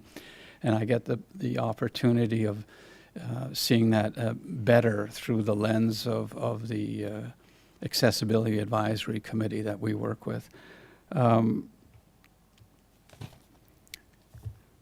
There's the talk of enhancing the trail, and I just want to make the distinction there, or try to make one, between what is a trail and what we've been calling a pedestrian corridor. This is a very dynamic situation that we have now because of we're starting to talk about local transportation, and our pedestrian corridor has almost become a version of that, because we don't have the local transportation. We have a higher volume of traffic on our trail system, to the point where now we're getting requests and inquiries and checking with bylaw about the use of these electric motorized vehicles, and recognizing that they're not permitted right now, but recognizing that there are seniors and people with physical disabilities that are looking for permission to be able to use them to get them to and from grocery stores with the food basics. They'd be coming from Russell or vice versa. So again, just the distinction between what is the trail network and whether there isn't some very particular distinction and focus that needs to be put on the New York Central line now. And I say that in the sense of there was a time we talked about whether it should be widened to include a new lane of vehicular traffic, which I would have been dead against years ago. But quite frankly, right now, it's so popular and so populated with bikes and all the rest of it. I don't think we can afford not to look at this carefully now and review the whole idea of the thing, because for as long as we don't have public transportation, and even if we do have public transportation, we have a whole generation and a whole segment of our population that would prefer to use a trail system as a public corridor than to get on a bus. They figure they could probably do it. It would be more efficient for them. So I leave that again, hoping that there can be some further review or give us a further understanding of what that should look like going forward. How do we leverage that? You know, it used to be a crushed stone trail that nobody used when I moved here in '83 to what it is now, which is, you know, people getting out of each other's way and all the rest of it. I really want to understand what that should look like 5 years from now. Did I do something wrong? Yet? Not yet? The other thing then was we did touch on soccer because we've been talking about baseball, and it is a very trendy thing. I had someone, an expert in sport, tell me a long time ago that, you know, when you don't have AAA ball in the city beside your town, you typically won't get amateur baseball development in the youth nearby. Sort of one helps to drive the other because it leads them to that next level of sport. And I know, again, having been here for almost 45 years, it's had its ups and downs. Same with skateboard parks. It used to be a busy venue. It's hardly used. Is it because it's old equipment as opposed to the more modern sunken concrete versions? I saw one in Picton County at Sandbanks, super cool, but it's quite a bit different what we have. The trends, you know, I go back to soccer because, you know, I know they're looking for more fields, and now they're going to be indoors at the Dome for the summer because of also climate concerns with the heat. That is the fastest growing amateur sport that we have in the township, almost exponential. Has outgrown any other, including hockey, amateur hockey. So we don't touch on it much or talk about it much. I'm just wondering if there isn't more to talk about there, and I just leave that comment out there. Last, Can we just ask, could we get an answer on that one for Well- rationale for not bringing that discussion into this aspect of it? When we went through the capital evaluation process internally to evaluate what projects might be put forward for consideration first, second, third, and so on, the community engagement was one part, the supply and demand analysis was another, and relative to other projects, soccer had a pretty good supply of facilities versus demand. And then we didn't hear a tremendous amount around soccer. But it could, we could have another look at that, if that's the wish of council. If I can follow up on that Just a comment. quick question. So, but we did meet with the Russell Soccer Association. I believe so, yes. We did. Madame Guittard? Mr. Mayor, members of council, yes, this question was asked before, and yes, we did meet, and I did confirm all the emails and the exchange that were done Thank you. with the person at that time. Thank you. Follow up, Councillor Lalonde? Yeah, I'm just going to stick with it for another few seconds on the soccer thing because we talk about pickleball and baseball. And soccer has, you know, there have been changes to the leadership and the executive of that group in recent years from what it was for many years previous. I just hope and I assume that we're right up to speed with whatever the latest version of that executive is, to be sure that their needs are well understood at this point, because the idea of going into the Dome this year for the first time is a new experience, and I understand the arguments for it are kind of twofold. One, because of the sort of changes in temperature and the heat, but also the need for more space. It is a new venue, a new space, and one that they're needing, that they were looking for and hoping to get. So if you're telling me that area is well understood, then I appreciate that. Thank you. Oh. Anything else, Councillor? Yes. Just maybe one last thing. Spaces to gather. was mentioned earlier as well. We get that from our seniors committees. We get that from accessibility. Through the parks, we had an exercise of late with the help of our Director of Parks and Rec about what parks could look like going forward. Again, I was talking earlier about the growth in population, youth and young adults with developmental disabilities as well as physical. So we have a lot of sensorial issues, kids with autism, high functioning. We know groups that help educate us on that very well, like Ability Hive, and looking for different kinds of services. So we've explored that of late through the help of our committee and with the help of Parks. Again, just wanting to have us appreciate that through the demographics, how that, the look of these parks is changing because of that demographic changing, and that just to hope and expect that that's being well appreciated going forward. Thanks. Thank you, Councillor. Mr. Russo, in terms of, a typical community, is it fair to say that the ratio of residents that would need that additional support in terms of sensorial support and so on would be similar from one community to another? As a general rule, Yeah. yes.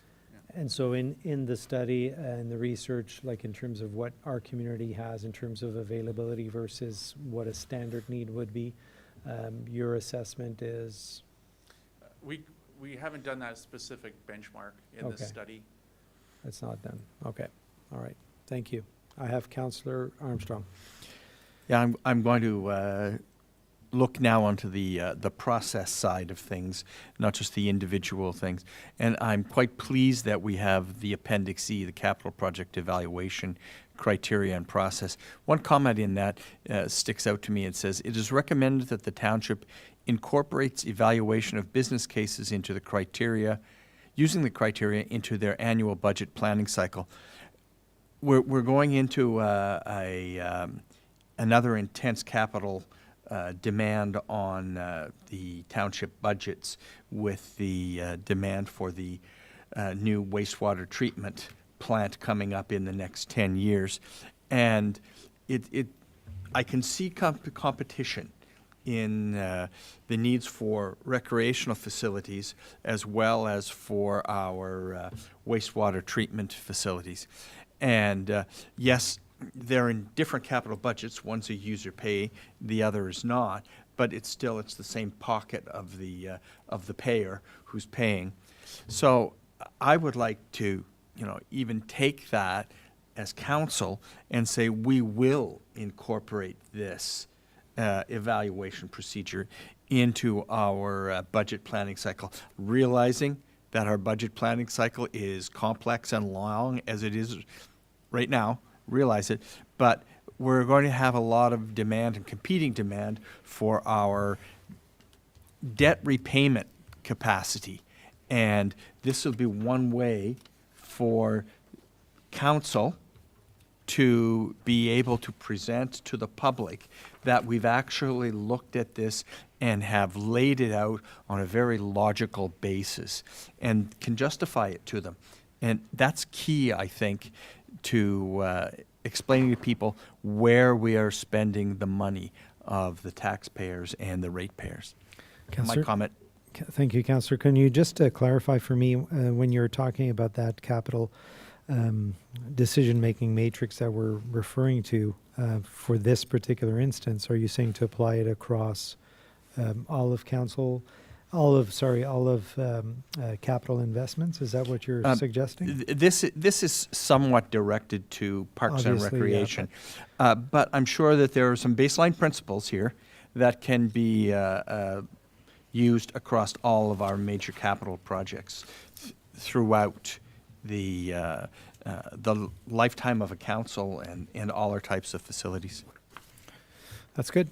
Great comment. Thank you very much, Monsieur Dagenet, Monsieur Godin. I think that's worth noting, definitely, to look at as we continue to evolve that process around the budgeting cycles and the capital projects. Monsieur Godin. Right, merci, Monsieur Maire.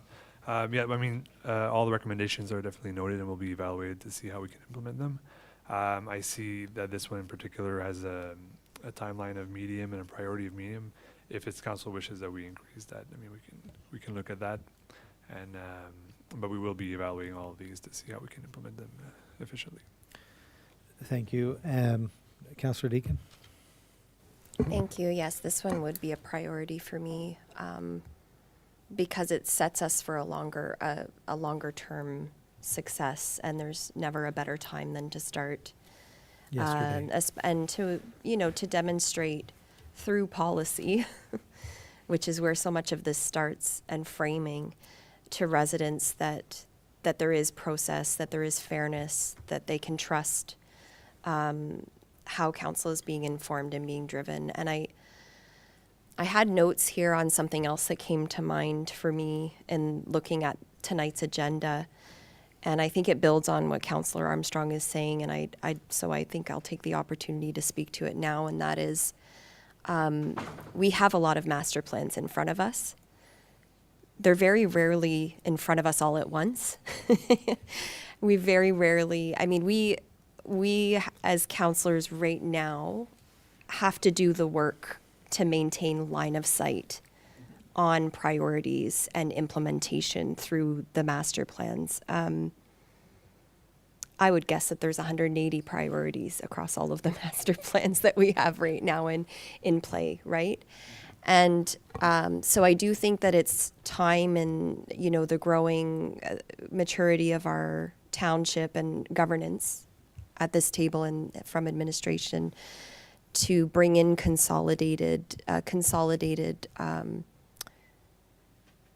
master plan implementation reporting.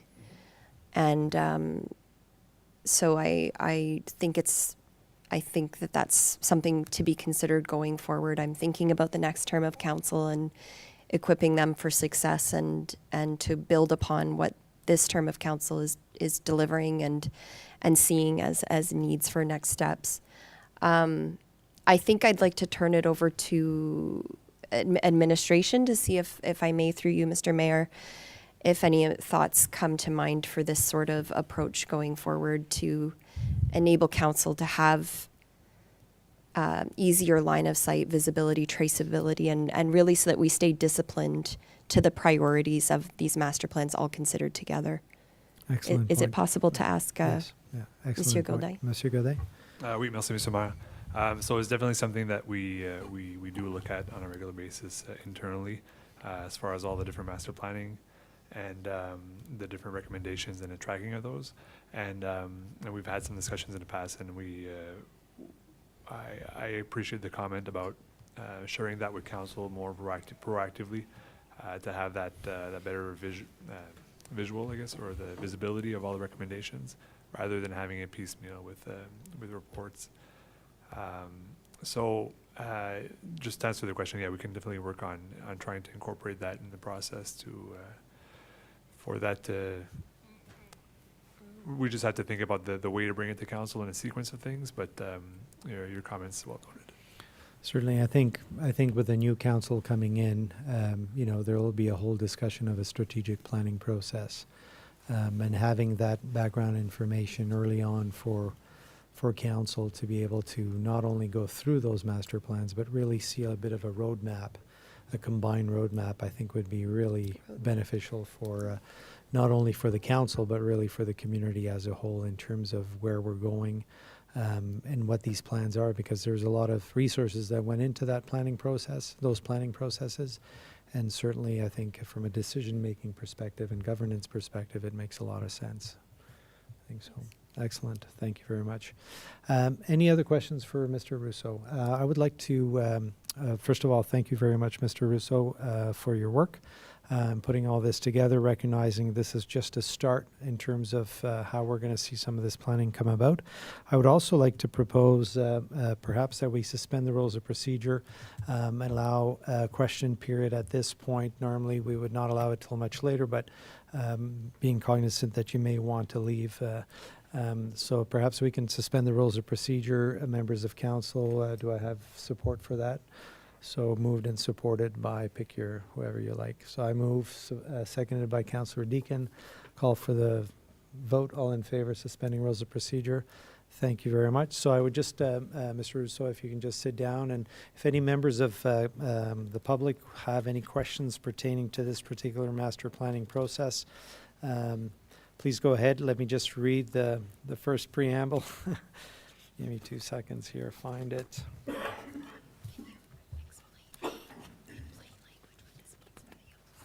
Yeah, and as I'm doing this, I'll just explain what's happening right now for our mayors for the day. We always have a question period at the end on things that we've talked about, because we have the expert here right now, waiting till the end, till when it normally comes in the meeting, is kind of unfair for the consultant being here. And so we suspended the rules, allowing us to, because normally I have to follow all the rules. By suspending the rules and having support of council, we're able to kind of change some stuff around, and this is why we've done that. And before I even allow for a question, I still have to find my little blurb that I have to say. C'est quoi le numéro, là? Je le trouve même pas. Hein? Ah, c'est pour ça que je le trouve pas. Ouais. OK, alors, question du public sur les réunions du jour. Les questions doivent... ça, OK, j'ai pas besoin. Juste dire clause de responsabilité. En posant des questions lors des réunions du Conseil, vous consentez à faire partie de la diffusion en direct et de l'enregistrement officiel public des délibérations. S'il vous plaît, annoncez votre nom et posez votre question. Please ask your... say your name and ask your question. English, please, but no. Julian Hunt, Castor Street. I had a question around allocation and usability of our current rec facilities. I'll admit I didn't have time to read through the master plan yet, but is there a differentiation for usability between residents and non-residents of facilities, specifically for the dome? Thank you very much. Madame Guitard, Mr. Russo. I'll answer that. Thank you, Mr. Mayor, members of council. So right now, with the existing allocation policy, yes, there is absolutely a difference between a resident and non-resident. Sorry, I meant like, do we have usability numbers for the dome that show, like I know there's a I don't difference have in them pricing. with me here, but I could definitely provide that to you. So they are available. Okay, perfect. And for the allocation policy, in the modifications to it, is there anything surrounding giving priority to local groups over non-local groups for field rentals? Because that's something that our group specifically struggles with. So Madame right Guitard? now, we're just, we'll be awarding the contract soon to the bidder for the revised policy. So we'll So it's see what coming. he comes up with. Perfect. Thank you. Okay, thank you very much, Mr. Hunt. Any other questions?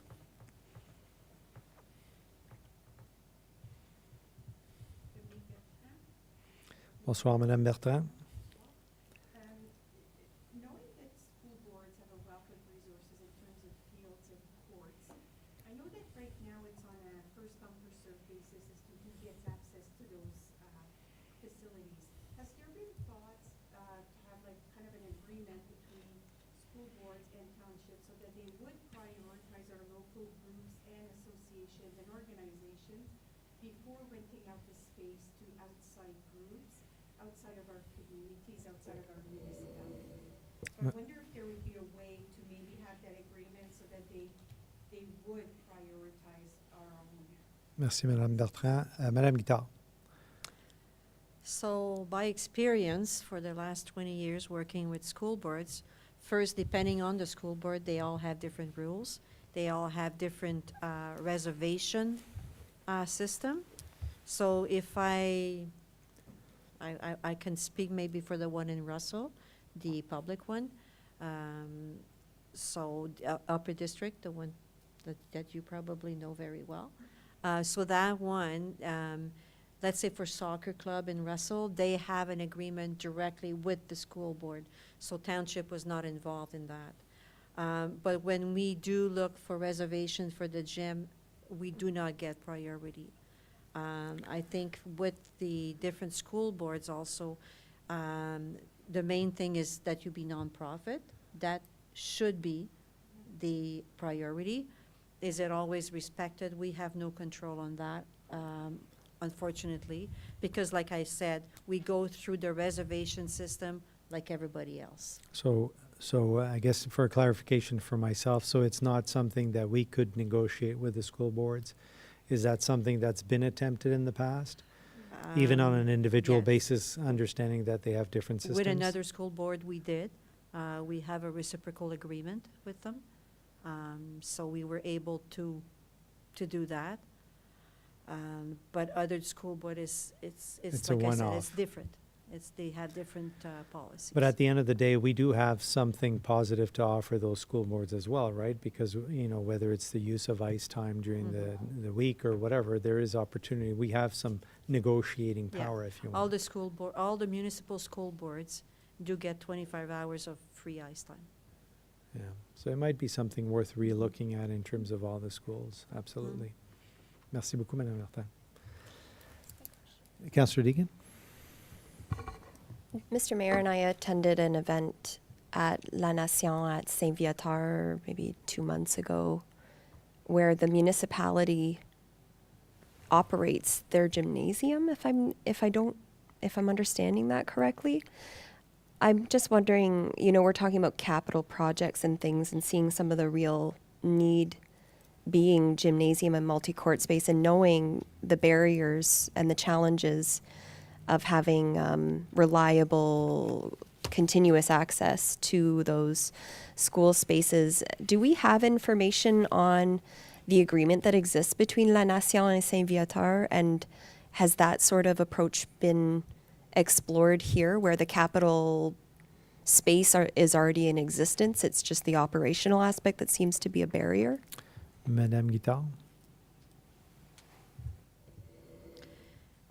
If you're talking about the gymnasium, I think that's considered like the hall, the municipal hall for Nation.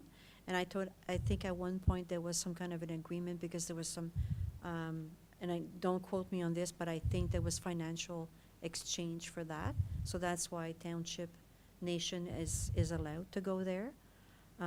So there was a special agreement when they built the school many years ago. So that's why they have that kind of an agreement. Councillor Deakin, follow up? I'd be curious to know about the past conversations about addressing those operational barriers in our schools, if there's been a partnership explored between the municipality and the school boards. I was curious about the situation in La Nation. I understand maybe that's a bit more complex and involved than what I'm thinking of, but I leave no stone unturned. I'm curious about that and how it could inform long-term planning for some of these assets. So if I understand correctly, Councillor Deakin, you're asking if staff can come back to us with some sort of analysis of all the schools and what kind of deals exist or have been explored or not explored for each of the facilities. Is that correct? Yes, it could come back in just a follow-up. But I think because I was expressing earlier about making sure that this master plan is seen and that school boards are engaged on this master plan for their information purposes, it might not be a bad idea to just kick at the can and see if there is a conversation to be had there in the coming years. Madame Guittard, thoughts on that? Thank you, Mr. Mayor, members of council. Yeah, so, because right now, like I said, when we want to reserve the gym, we have to do it like everybody else. Like, we have to push on the button on a certain day to make sure that our reservation request is entered. So we could definitely reach out to the school board to see if there would be some kind of a preferred partnership with them. But we have to also remember that we do get a lot of some gym time in most of the schools, and that's all free. Yeah, We're not paying for that. So I think the idea is for council to understand where we have partners and where we have not, what's the term, just under a partner, more like acquaintances in terms of the school boards, to have that understanding. And I would volunteer to be part of the communication with the schools. I know that I regularly interact with the principals and also interact with the school boards, and it may be a good idea to kind of refresh that look and provide council with an idea of where there are maybe some opportunities for further relationship development so that we could provide that kind of support for our community groups. Just a thought. Councillor Lalonde? Yeah, I just, maybe you might have heard the story from me previously, but I mean, the way back in the day, building tennis courts under the agreement that the school board in Russell very much wanted us to go out there, and we were in a partnership. This is when I was with the Russell Recreation Association and with the youth center. But over time, it became a real challenge, and I empathize with Madame Guitard. There's a lot of work to put into these relationships to keep them, au courant. I spent trips down to Brockville over the tennis court issues back in the day, trying to get to FaceTime with the school board. It became increasingly difficult as time went on, and to the point of just becoming outright frustrating, to the point of being removed from the tennis courts that we built ourselves. So leaving all that behind, it's by the same time there's opportunity here to leverage those facilities. They're getting ice time. It would be great that we could in return get some some sort of formal arrangement for court time. I just would, not to caution, but I would just say that that's going to involve some real relationship building, and that's going to take time and human resources to achieve. I think it would be a great idea, but I think we need to be prepared for the fact that it's going to take those kinds of things. So I just leave you with that thought. Thank you. Certainly, I could tell you that when they reach out to me for some support or support letter for funding, through the province or anything like that, we jump to support them. Obviously, they're such important partners in our community. And I agree with you, Councillor Lalonde. In the end, relationships, and then there was a change, and you have to rebuild. And so perhaps we look to build more with the school boards themselves, the parent groups and so on. And certainly, I think there's opportunity for council to be involved in that as well, without touching operations, Monsieur Gaudet. But certainly from building those relationships. So I would like to see that, and I would like to get an understanding of where we could forge ahead on that, and that's possible. Does that make sense? Is that kind of somewhat clear direction from council, Madame Guitard? Monsieur Gaudet? Oui, merci, Monsieur Maire.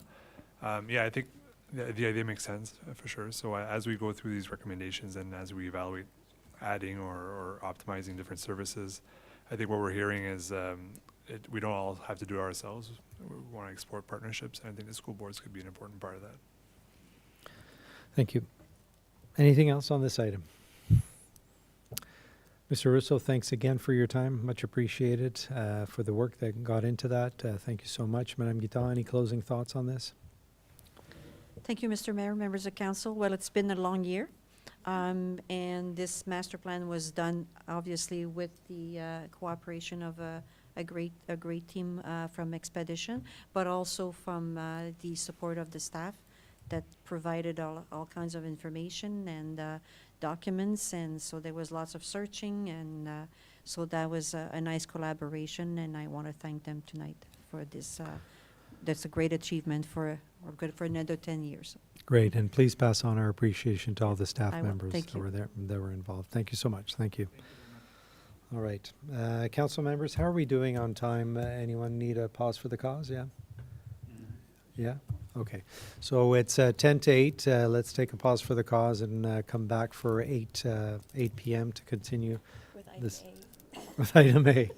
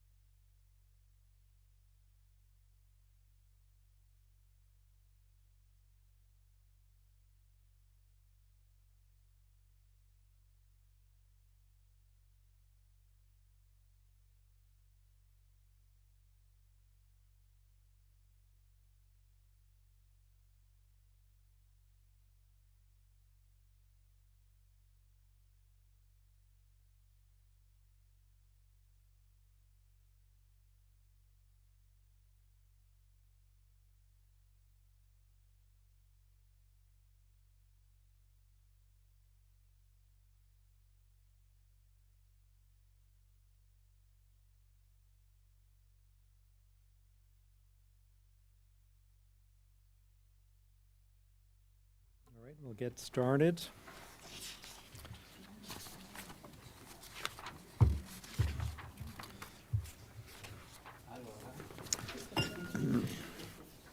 All right.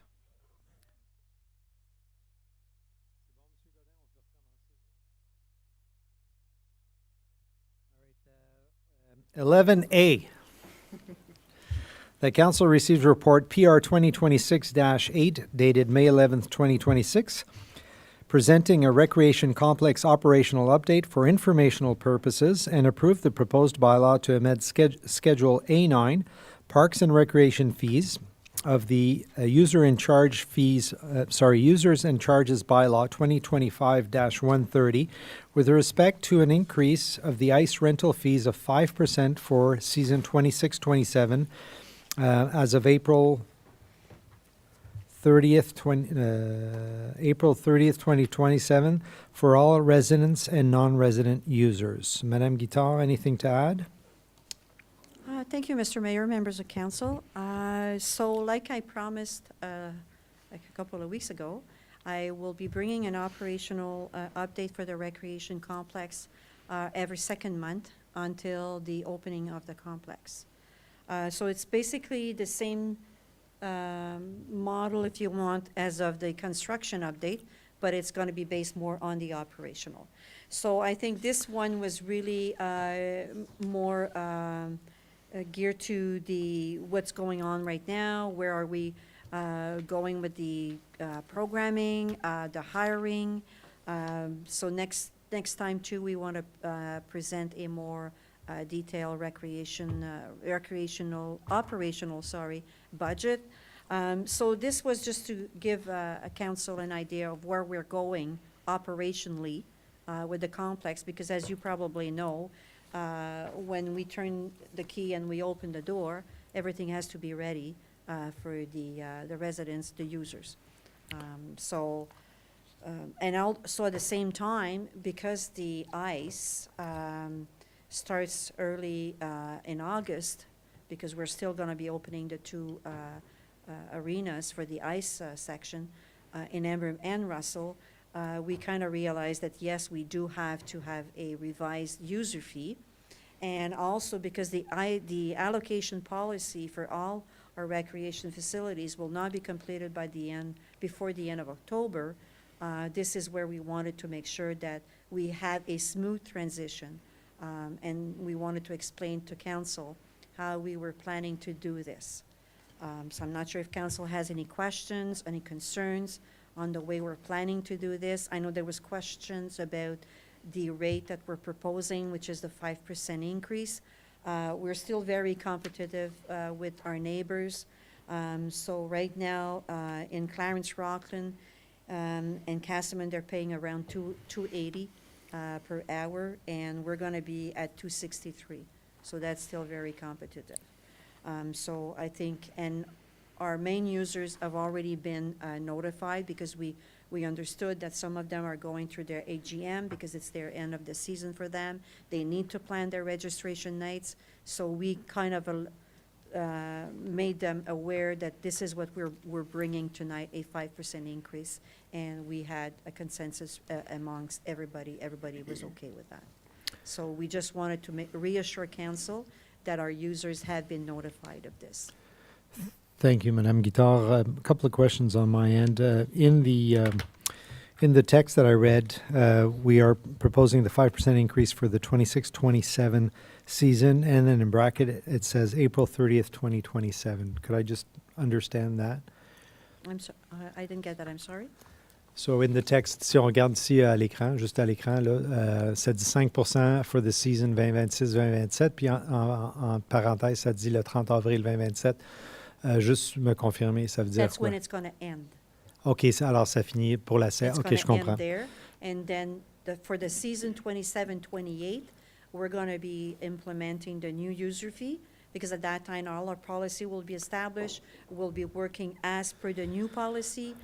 The budget will be passed for 27, so that's why we wanted to put Excellent. a date, to make sure that everybody understood this is where it ends. Okay, that's good, and also important as well, because we will likely have ice past that date into the summer and so on, right? So, Absolutely. Okay, excellent. You mentioned at the beginning that we don't just turn a key and everything's there.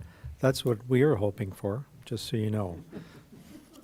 But we understand there's a lot of work that goes into it. I think the operational update, getting regular operational update, is certainly very beneficial for here at the table and for our residents that are paying attention to this aspect. It is a major transition, a lot of changes, a lot of new programming, and I like that the community will have an opportunity to provide feedback on all of that throughout the process. So thank you very much. Members of council, questions or comments on this? Councillor Deakin? Just a couple of questions on the operational plan for the third pad. I saw that it will be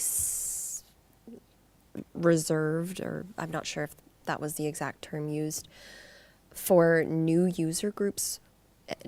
Do I understand that's exclusively new user groups? Because I could see that being an issue with groups who are not the primary minor hockey leagues, for example, or broomball leagues, but who are skating leagues, but who have been expressing a need for more ice time for quite some time. So can I just understand, and are you seeing enough demand for new user groups exclusively on that third pad?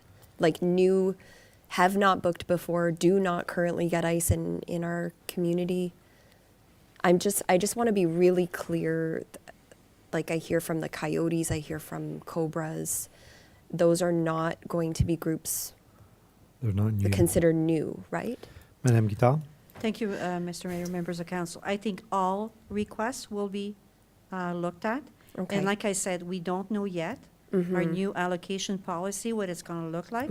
So I do not want to say how we're going to address all those requests, but definitely there will be new requests and there will be requests from existing groups, definitely.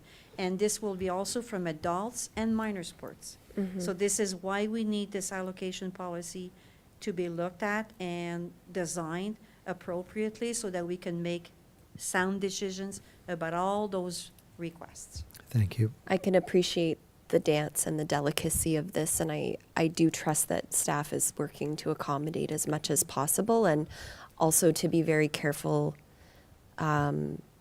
in this sort of adjustment transition phase that it's not permanent, whatever is happening, especially on that third pad this year, until the policy comes in. It is an experimental approach, if I understand that.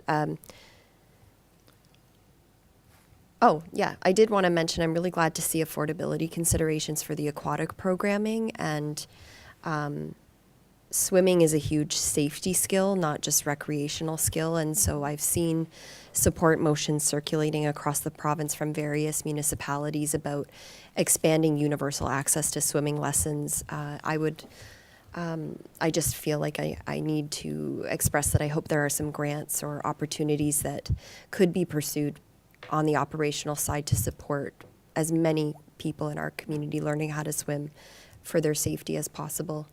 And just a specific question on the DEI committee recommendation that came about asking for a township organized program for beginner women's hockey.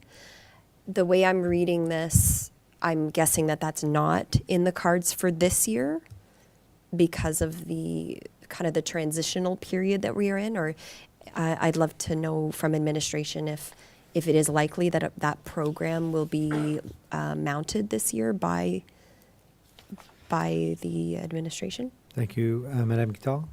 Thank you, Mr. Members of Council. Like I mentioned before, the third ice pad will be as the request comes in.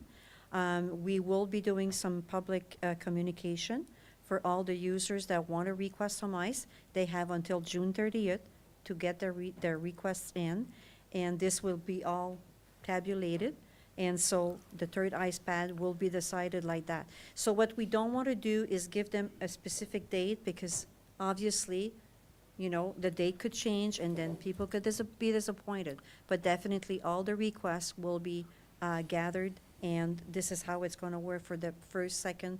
Most of the regular users for the first and the second ice pad will be just a transition from Russell and Embrun. The third ice pad will be with the new request. When we talk about new, it could be new groups and existing. Je pense Conseiller Deakin was looking at understanding if administration was taking on the request that came through the DEI committee around administrating this new hockey program. Am I correct, Councillor Deakin? Thanks. Yeah, in this one, the way the recommendation read, the way I understood it, was that it would actually be a township-led program, similar to the one in Rockland that is township. Okay, yeah. So understanding, of course, that there are likely very severe operational constraints this year. I'm not sure if that's in the card too, for the township is the user, is what Yeah, I'm trying to say definitely. on this recommendation. So if Just, you're look, just finish. Let Councillor finish.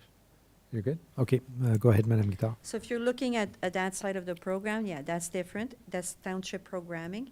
Definitely will have priority. So it will be done for sure on the third ice pad. Non, mais encore une fois, la question, c'est que est-ce qu'on va voir ce genre de programming-là? C'est ce que je pense qu'on sait. Effectivement, si on OK. est prêt, on va le faire. OK. Mais l'idée, c'est que ça s'en vient. Oui. Oui, OK, merci. Si la demande est là aussi, OK. c'est sûr, là, ça va être Ouais. regardé. Merci beaucoup, Madame Guittard. Any other questions on this item? Merci beaucoup, Madame Guittard. Alors, on tombe à l'item B. On avance à la vitesse du son. Alors que le Conseil reçoive le rapport PD 2026-21 daté du 11 mai et qui prenne connaissance et approuve la décision ainsi que les modifications émises par l'autorité chargée de l'approbation du nouveau plan officiel de notre municipalité. I know, Monsieur Bourgon, anything to add here? Merci, Monsieur le Maire. So, like mentioned last meeting, our official plan is now been approved by United County Prescott Russell. So the decision's in front of council tonight with all the small details or small modification that was implemented in our new OP. So we're currently in the appeal period, which will end on May 20th. Donc la recommandation de l'administration à ce moment-ci, c'est d'accepter le plan tel quel modifié par les comtés unis de Prescott Russell. Merci beaucoup, Monsieur Bourgon. So I just wanted to note that, so this was approved at the counties. They made some changes, and I'm sure council members were able to look at those changes. So much of the changes were in regards to better support balanced development in our industrial park. And I want to note that these came as a result of residents' concern, and I'm glad to see that the counties has pushed to implement those changes. So I think that's all a very positive part of the process. And on that, I would ask any members of council if you have questions or comments on where we're at with this at this stage. Councillor Armstrong. Yes, I'm pleased to see that we finally have an official plan that's official. My concern is with the provincial legislature. I'm wading through Bill 98, that is the Building Homes and Improving Transportation Infrastructure Act, which will require amendments to official plans, as I understand it. I'm not certain that's the case, because let me read it through a few more times before I actually understand it. What I'm asking is the new official plan framework, and that's the quote from the legislative summary of this bill, proposes to change some things, at least, in municipal official plans. No time yet, because the bill's at second reading in committee. But has anybody looked at what this might entail to our official plan that's just now official? Because I'm getting frustrated with the changes in official plans that are being forced upon us. That's just a comment. It's not a critique of our staff or anything. Yeah, no, it took a fair bit of time, but there was some Process is at the county, and I was following up at the time. And again, I think it's okay that it took the time that it did to ensure that we are addressing some pending concerns, some additional concerns that were still there by some members of the community. So I think that the process did what it was supposed to do in taking the right time to address those. Having said that, and Monsieur Bourgon, please jump in and correct me if I'm wrong, but, you know, assuming any changes, you know, at the provincial level, we would have to adapt like we would adapt any other official plan. But at this stage, there are no changes that are requiring us to be made. Monsieur Bourgon? Merci, Monsieur Anselmo. At this time, there's no changes, and like you just mentioned, if there would be any major change, new bill, we'll have to adapt. That's correct. And that's usually generally kind of, you know, given to us and say, deal with it. And we have a great team that does deal with it. So anything else, Councillor Deacon? So grateful for that. I'm just looking at the question of the studies and how they're approved to the township's satisfaction.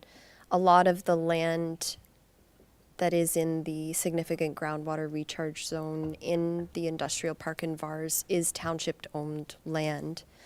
So I'd like to understand, in the case where the township is the most recent landowner, and a proponent comes and submits these studies, how does the township determine and what controls are in place essentially to ensure that Russell Township isn't in conflict when it is also the one deeming the studies for the new proponent to be satisfactory? Thank you, Councillor. Monsieur Bourgon? Merci, Monsieur Maire. So once we sell the land, the owner is now the new owner of the property. So when they came forward with a site plan, they're responsible to hire all the consultant and submit all the proper reports and paperwork. Staff will review the studies that we have the expertise to do so. If not, we'll hire a third party to review. In this case now, with the holding provision, we'll come back to council before signing a site plan to confirm to council that all the appropriate studies were submitted and we can remove the holding. Thank you, Monsieur Bourgon. Follow-up, Councillor Deacon? So just to be clear, if an internal review, if it was deemed by administration that the internal expertise does exist to review the studies, that is considered an independent review? Monsieur Bourgon? Yeah, it's like any other studies submitted for any other types of project. That's our current way of doing business. Yeah, we no longer have a vested interest in a sold property, correct? Once it's sold, for the developer develops, we are a third party to that developer. That's correct. Thank you for clarifying. All right, thank you. Any other questions on this? Thank you very much, Monsieur Bourgon. What's the date for the review there? Le 20 mai sera la fin de la période d'appel. OK. Et jusqu'à date, est-ce qu'on sait s'il y a eu des appels? À ma connaissance, je ne suis pas au courant, mais on va sûrement faire un suivi avec le département d'urbanisme des Comtés-Unis là, à la fin de la période d'appel pour s'assurer qu'il n'y a pas eu d'appel. Parce que les appels viendraient aux Comtés-Unis et non à la municipalité. D'accord. Est-ce que c'est possible dans ce cas-là, à la prochaine réunion, juste d'avoir une mise à jour à cet effet? Oui, on pourrait faire ça. Merci bien. OK. Alors, autre question sur l'item? Non. On tombe à l'item C. The council receives the report CSASFS 2026-13 dated May 11, 2026 and adopt two bylaws to authorize the modification of the water and sewer construction rate for the area of Limoges. So this is for our Limoges residents. Considering costs are incurred by Nation Municipality, we collect their amounts for our residents and pay them accordingly. As such, their update, they have an update, so we need to approve it, even though technically it's their update. Monsieur Bourgon, anything to add? Oh, Monsieur Dagenet. Pardon, je me mélange tellement. Monsieur Dagenet? Rien à ajouter, OK. Questions, commentaires, membres du conseil? Non? Merci. On tombe à l'item D. que le Conseil reçoive le rapport CSAS-FS 2026-14 daté du 11 mai 2026 et adopte le règlement proposé établissant les taux d'imposition fiscaux 2026 pour toute catégorie et qui prévoit une augmentation de taxes de 3,94 telle qu'approuvée par le Conseil lors des discussions 2026. I believe this report shows that for every $100,000 of residential assessment, the municipal portion of taxation is roughly $640.41 in 2026, which is an increase of about $24.28 per 100,000 kilometer, 100,000, sorry, I was thinking of a car, per $100,000 of value, of assessment value compared to 2025, which was at $616.13. So this value, I believe, and correct me if I'm wrong, still maintains us as the second lowest tax rate in the county out of the 8 municipalities in the county. So even with the increase, we're still nowhere near the 2025 value of the third place, which in this case is Castleman at $729.50, or the eighth place in Hawkesbury, which is at $1,327.02 of value. So I think it's important to recognize that the final tax rate report provides residents with a clear and understandable number. It allows us to explain the impact of, in practical terms, in terms of that increase, and it completes the financial process that began with our budget approval. Monsieur Dagenet, rien à rajouter? Non? Monsieur Godin? Non? Questions, commentaires, membres du Conseil? Seeing none, we move to item number E. Dedication, that Council receive report ISPW 2026-10 dated May 11th, 2026 and adopt a bylaw dedicating Plan 50R11798, Part 1, as part of the public highway in Embrun, and that the bylaw be registered on title. So this is the to create the road for the community storage facility supported by the Kin Club.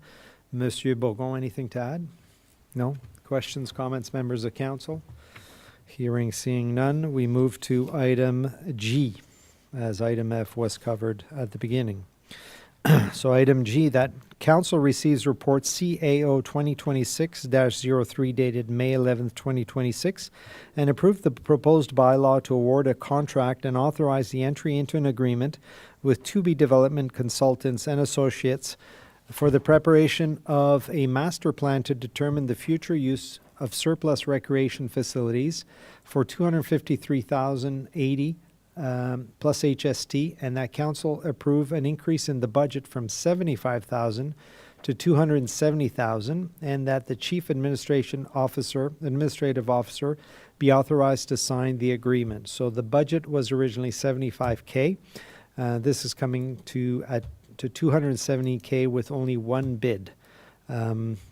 Monsieur Godin, anything to add? Oui, merci, Monsieur Maire.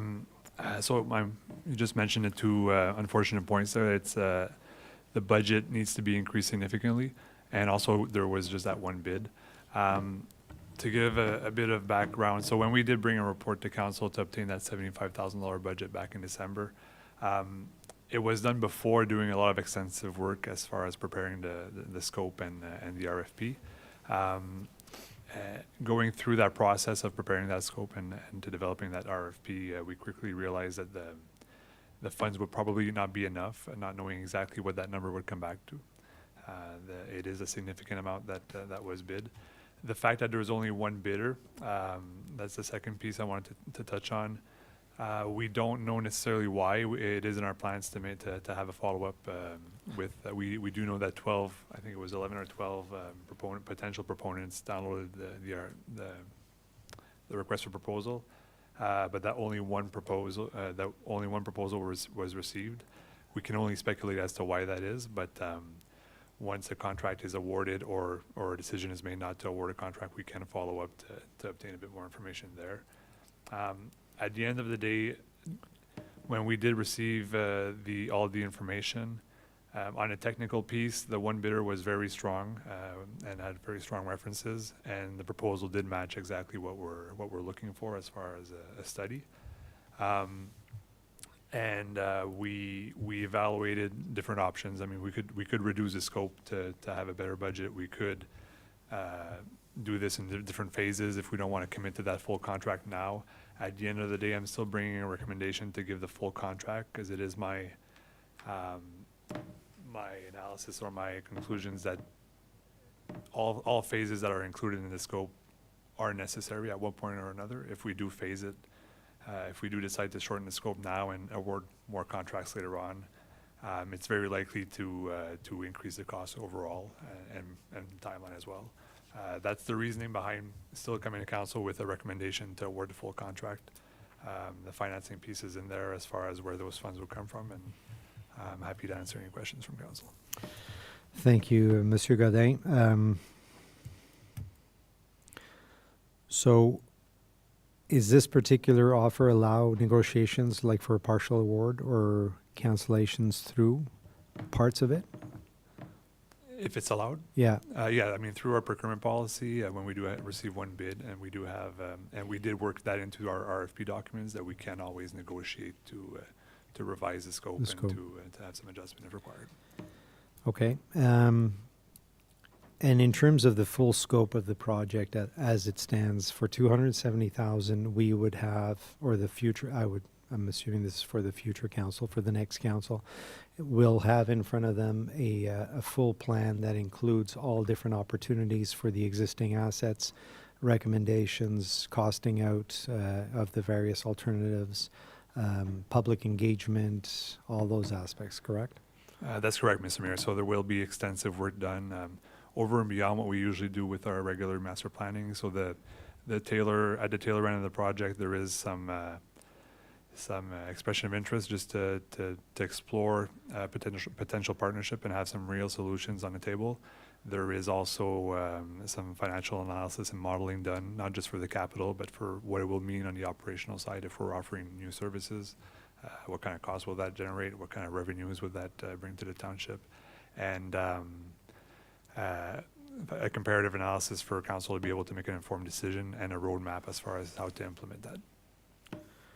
So, members of council, the bidder score gives me a little bit of relief in terms of the 89 out of 100. So I feel pretty good. I'm uncomfortable with the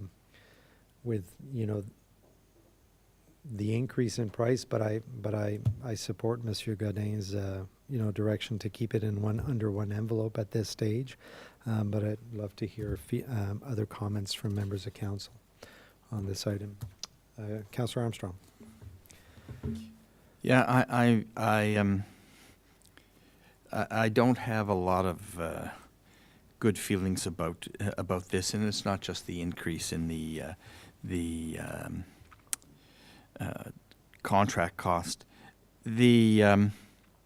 The company 2B Developments, and I just did a little bit looking them up online, their own webpage, they specialize in consulting for housing developments.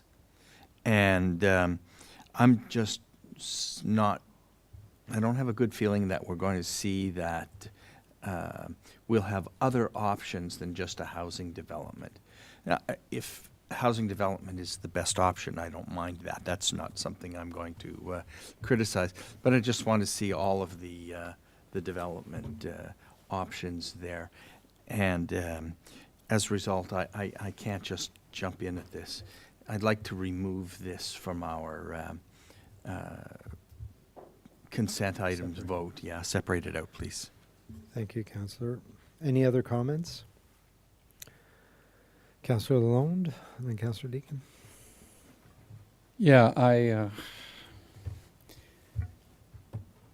I would have, I don't know what the degree of urgency is in getting this awarded. I was hoping that it wasn't, I know the work needs to be done as soon as possible, but I would have really preferred to see a few other bids and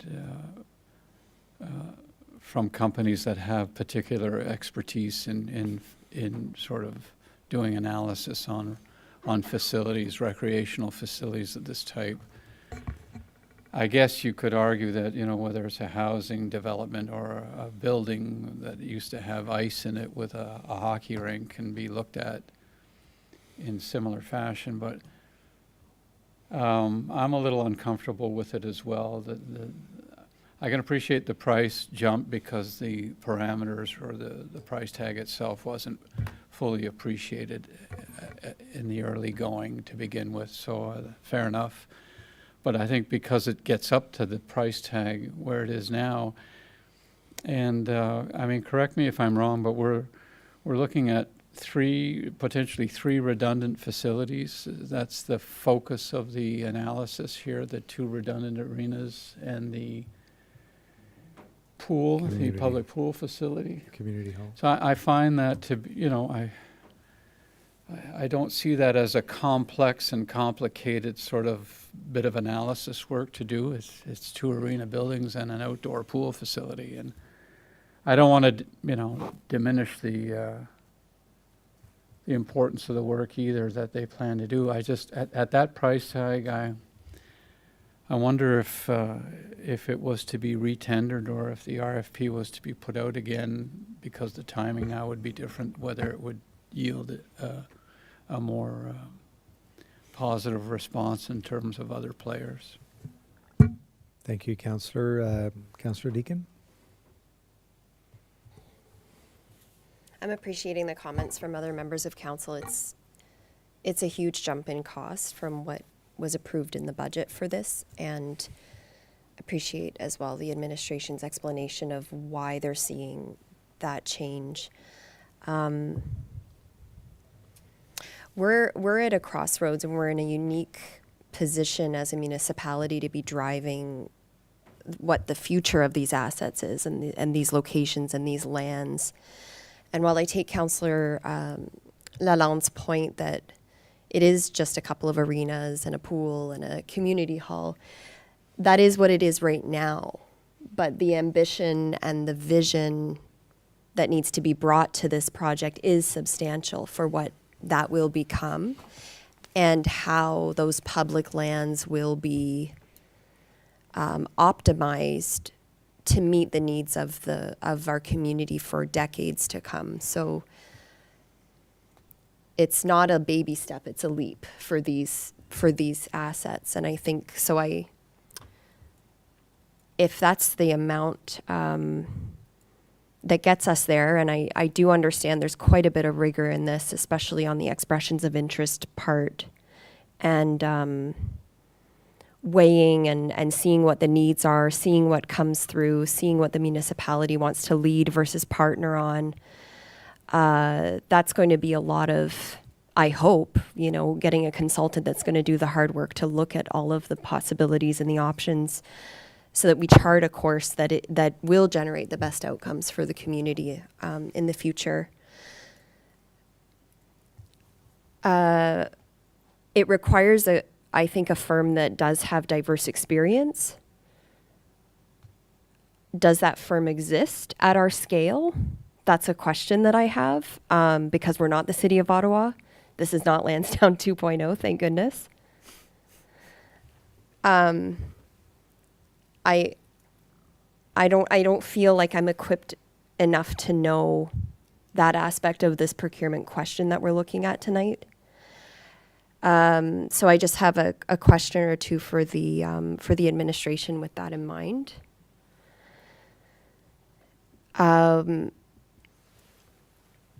I guess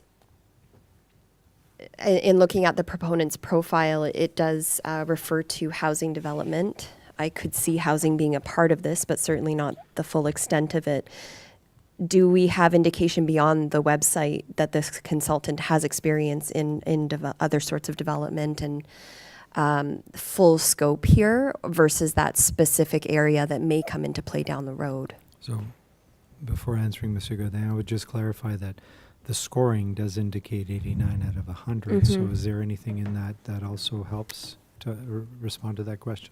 Yeah, through Ms. Mayor, and thank you for the question, Councilor Deakin. So yes, definitely, as part of the proposal, we did request as a lot of significant information as far as experiences and of the company, and also of the people working on the project.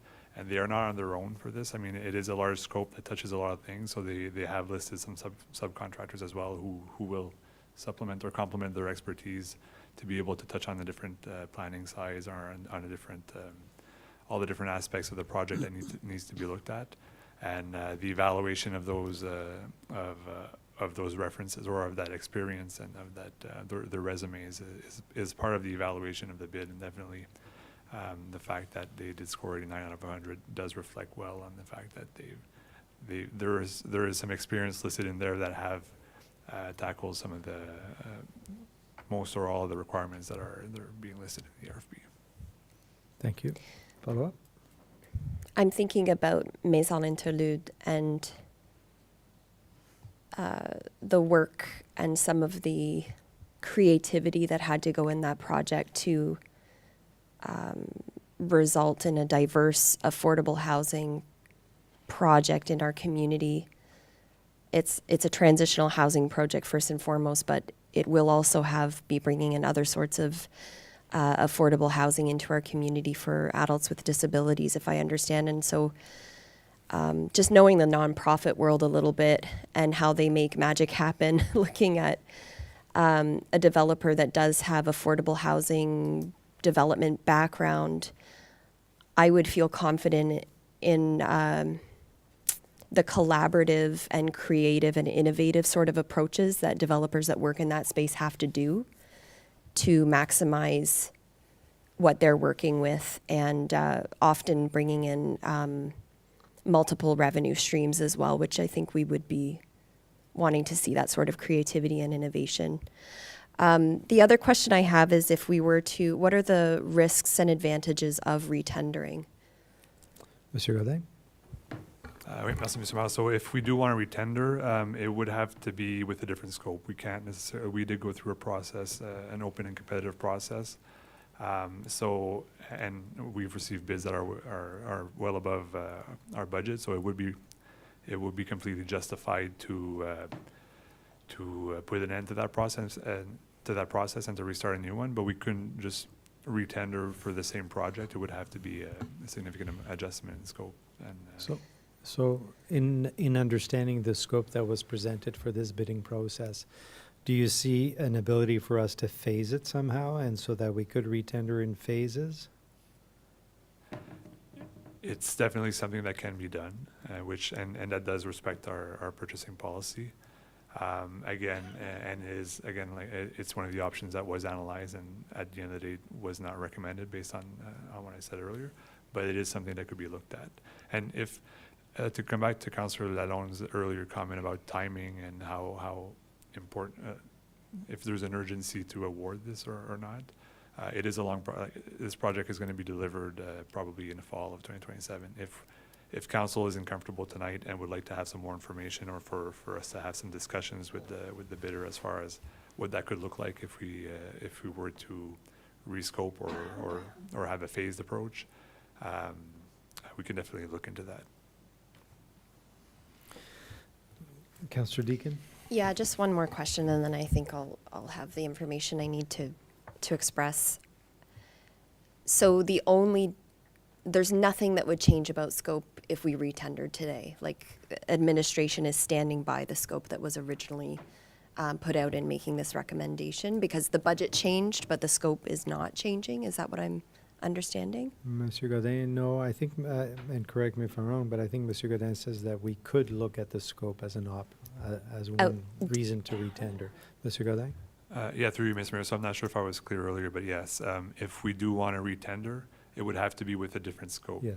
In order to respect the procurement Sorry, process. I wasn't asking that clearly enough. It's my bedtime. The work that is within this tender that came will not change. It would simply be phased. Is that what administration is expressing? Monsieur Godin? So the options that are considered and presented in the other options is both of those. There is the other option of negotiating a reduced scope, which could mean we're hiring them just to review our studies, to have a public engagement, and to come by with a list of potential options, and we ended there. And the whole financial modeling piece, or the whole the roadmap and the later steps could be done as a separate contract. That was the other option number one. The other option number two is to explore a phased implementation. So which would mean keeping the same scope, but having it in 2-3 phases, and just awarding a contract for that initial phase to start off. I don't know if that answers your question. Yeah, if I could Councillor just, Deegan, go ahead. just one more question.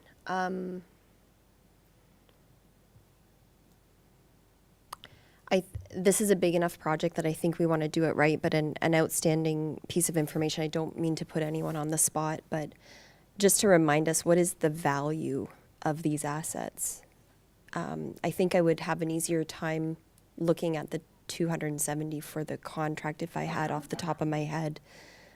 What is the current, value of these public assets? Just to put into context that this is an investment that we're making for what sort of return, what sort of value long-term are we informing? Well, certainly the value perspective could be financial, but knowing, in let's say Le Club d'Âge d'Or here in Embrun, the value for them is a lot more than that. So it's just more than the financial piece, but maybe Mr. Just Godin. the lands and the buildings, Yeah. for example. Yeah, through you, Mr. Mayor. So I'm just going to throw numbers that aren't necessarily the right numbers, but I mean it's in the ballpark. I think if we're looking at value of those properties, the assessments that we had seen, I think all in all together, we're probably not looking at more than $3 to $5 million. But to me, the value is like the value of this study is really to maximize that opportunity, right? Because we're a growing community. We're going to be wanting to offer some more services, and we don't have a ton of land or properties that we own or that we have access to. So to me, it's a really big decision that I think. The main reasoning for developing the scope that way, which might be complex and a lot of steps, is because I think this, like you said earlier, it's a decision that's going to impact the community for decades as far as how we deliver services and what the future looks like for those 3 facilities. So I think looking at just the value of the property is important, but I think it's a lot more than that when we look at the services that we could offer at those different locations. I'm just going to go back to the technical score. I appreciate all of the information. I'm going to go back to the technical score that came from this bid. I don't see myself changing perspective in terms of the work that needs to be done here and how it needs to be done, taking the point that phasing would get more expensive, more disjointed. I believe that there's value, especially in a project that's looking for partnerships and collaboration, creative avenues explored, that having the same consultant throughout that project is important to have because they're doing relationship building and communication ongoing. So I am comfortable. I would vote in favor of moving forward with administration's recommendation. Thank you, Councillor. I have Councillor Armstrong. Yeah. There are a lot of questions raised here about the consultant and the process, and it's we don't have that information in front of us at council. I might ask to defer this for a meeting if that is possible, if we don't have a deadline to award the contract. And kind of loath to say this, but if we're talking about proprietary or information about negotiations, potential negotiations, have a full view of this bid in closed session so that we could be fully informed on this as council. And then maybe some of my les inquiétudes que j'ai can be relieved a bit, if that's possible. Monsieur Godin, in terms of moving some of this, in terms of understanding the bid, the quote, and so on, and to close, what are your thoughts? Merci, Mr. Mayor. So it wouldn't be our standard practices to go through the full bids. It could be done. I think if I'm just trying to think on my feet about the different clauses that allow us to go to closed session. I guess there's a negotiation aspect to it that we could position ourselves on. Like I said, I know it's a big jump from 75 to 270. I think it's just never been our practice in the past to go through bids in council. Can I just get one more clarification? That the project itself would be over 2 years, correct? Like 2 fiscal years? No, it would be No, just over a it would year. So it still would be within the 2027 fiscal? Yeah, within 2027 fiscal, yeah.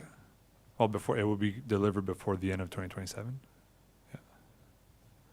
So we did put 75 aside for this year's budget, but technically we could say we also need another 200 next year's budget, but we're awarding now, so it doesn't matter. That's irrelevant. Right. So I mean, the financing is identified from which reserve it's being used. So if it would be used now with this contract and allocated now versus in the 2027 budget, it wouldn't change the outcome of our financials.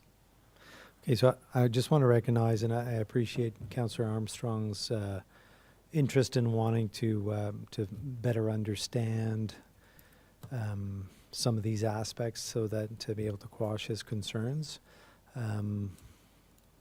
Seems like a fair direction. We'd have to better understand the closed session rules. I had Councillor Deakin. Yeah, I was just going to say, I would, if that is being proposed, I would like to defer the item, and also, if council agrees, not necessarily give direction to bring this back into closed session, but to give a direction that it's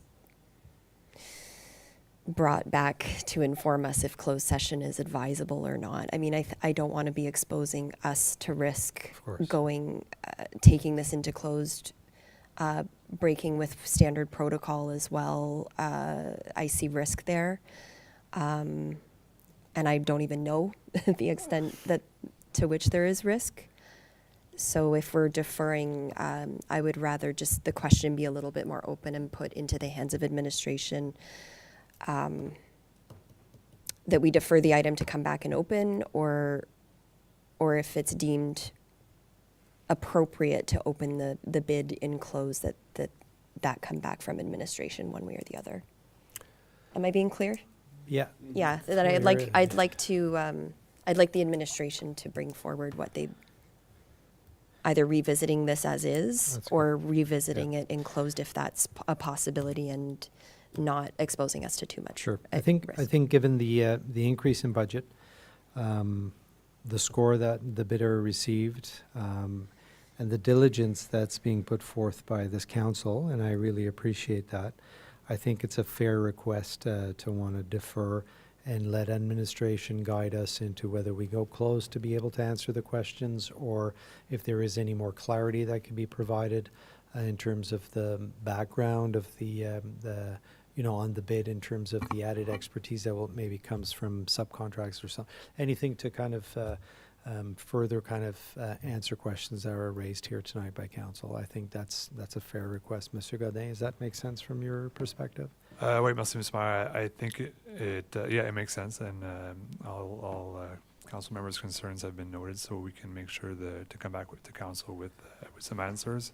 And we can definitely look at the question of should this be looked at in closed session or not, and come back at the next council meeting. So we're all in agreement? Councillor Lalonde, yes. Yeah, no, I would agree with that. I can think of some questions I would have to the extent that I would hope that there would be an opportunity to go into closed session to get into that and explore that a little further. I have some questions, and I could ask them now, but I could ask them then, and maybe we could get into more detail on that if we have that opportunity. So I would support that. And keeping in mind, role of governance, role of council, as to how far we want to get into the weeds on, contract analysis and so on, but balancing that with the due diligence that our community expects from this council as well. So just trying to find that juste milieu, comme on dit, Monsieur Godin. Oui, merci, Monsieur Mayor. So, and that's a question I like to ask myself and talk with my colleagues as well, because it is, not that we're put on the spot, it's a fair question to ask. Yeah. It's just, I haven't seen it in the past, so there's certainly reasons, and governance is probably a big part of that. Yeah, thank you very much. And so, if I may also then, so we have kind of a direction there. We'll move the item, we'll separate the item and move to defer it when we get there. But I would also maybe request from Councillor Armstrong, if it's appropriate, that if you don't mind passing on some of those questions to staff as well, so that they may help them understand what should be enclosed or not, if that makes sense to you, Councillor. Yeah, that's not a problem. I can pass that on to the CEO. There's not a whole lot because I haven't seen the contract, so they'll be very generic type questions. And as I say, if I agree with Councillor Deacon in that we should leave things open and let the staff recommend if we should go in closed session or not. If we can get all of this done and be comfortable in open session, that's perfect. I understand. Okay, but I'm just leaving it open that if to give us the comfort we need to discuss a couple of items in closed session, then we should make sure that we do our due diligence. Absolutely. Thank you very much. I think this has been a great discussion, and we are faced with these decisions, and I think this was a very, a good debate on it and a good approach. So I appreciate that from council and from staff as well in terms of where we're going with this. Although it is not typical, I think it's worthwhile. So thank you very much to both sides of this table. We're going to move to item H, if that's okay with everyone. So that item will be deferred, Madame Camille Laflamme. Will be separated, yeah.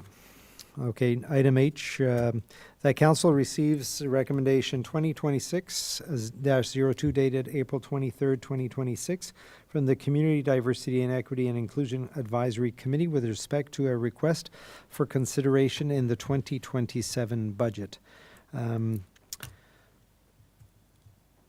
I support the budget request and rationale for research. I just, my question, and I'm going to be opening this on to Councillor Deacon, is just a bit of a struggle with the random 20K value, if I can get a better understanding of it. But I'll leave it to you there, Councillor Deacon. Yeah, that's a fair point. I just was thinking about the rec master plan where that item F came up, referring to additional consultation for diverse perspectives. And when we were looking at that earlier, I was thinking about this recommendation and how timely that it came tonight at the same time that more diverse input was recommended in frontline services like recreation. So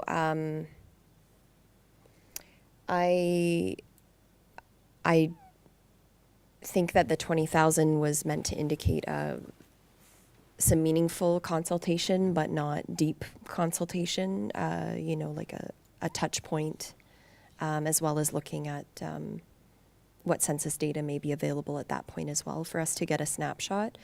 I do appreciate that it's collaborative in nature, in the sense that the Russell Public Library has expressed that they would value such information in terms of advancing and their ability to deliver to our community, people who are new to the community in particular. And having heard throughout the years from different community groups how valuable, a real sense of interest to engage with people who are new to Canada, new to our community, and a real challenge in terms of knowing just how to do that, who's here, what are they looking for, et cetera. So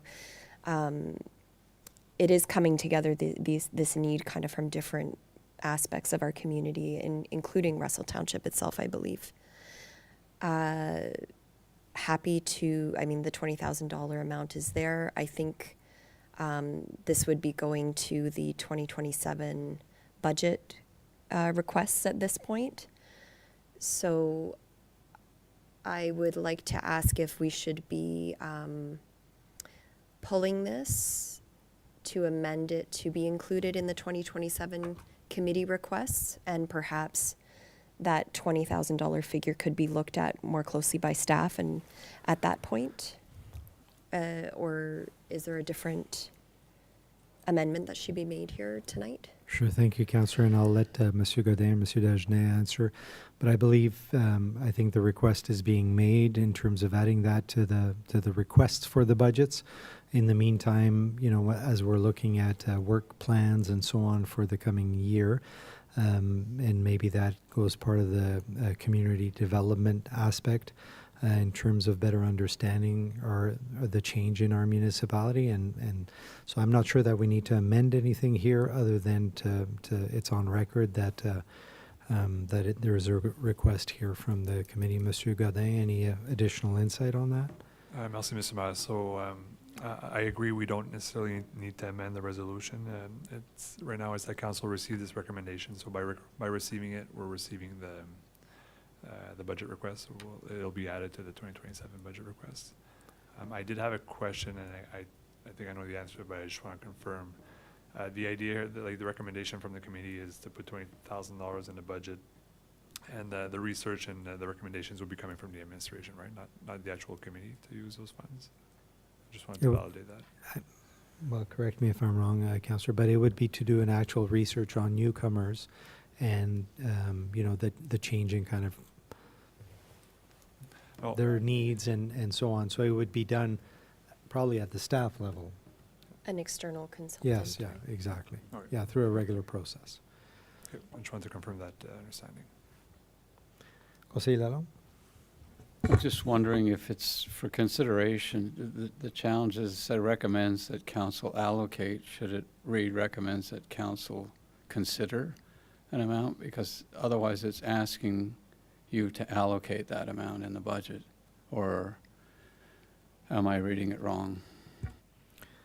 It's up to Monsieur Godin. I just see it as it'll be a request in the 2027 budget requests from the committees. We'll hopefully have a little bit more information on the value of the 20,000, if it's severely underestimated or if a study like that will cost us whatever the cost may be, so we can look at that, or whoever the sitting council is at the time can make that decision, correct?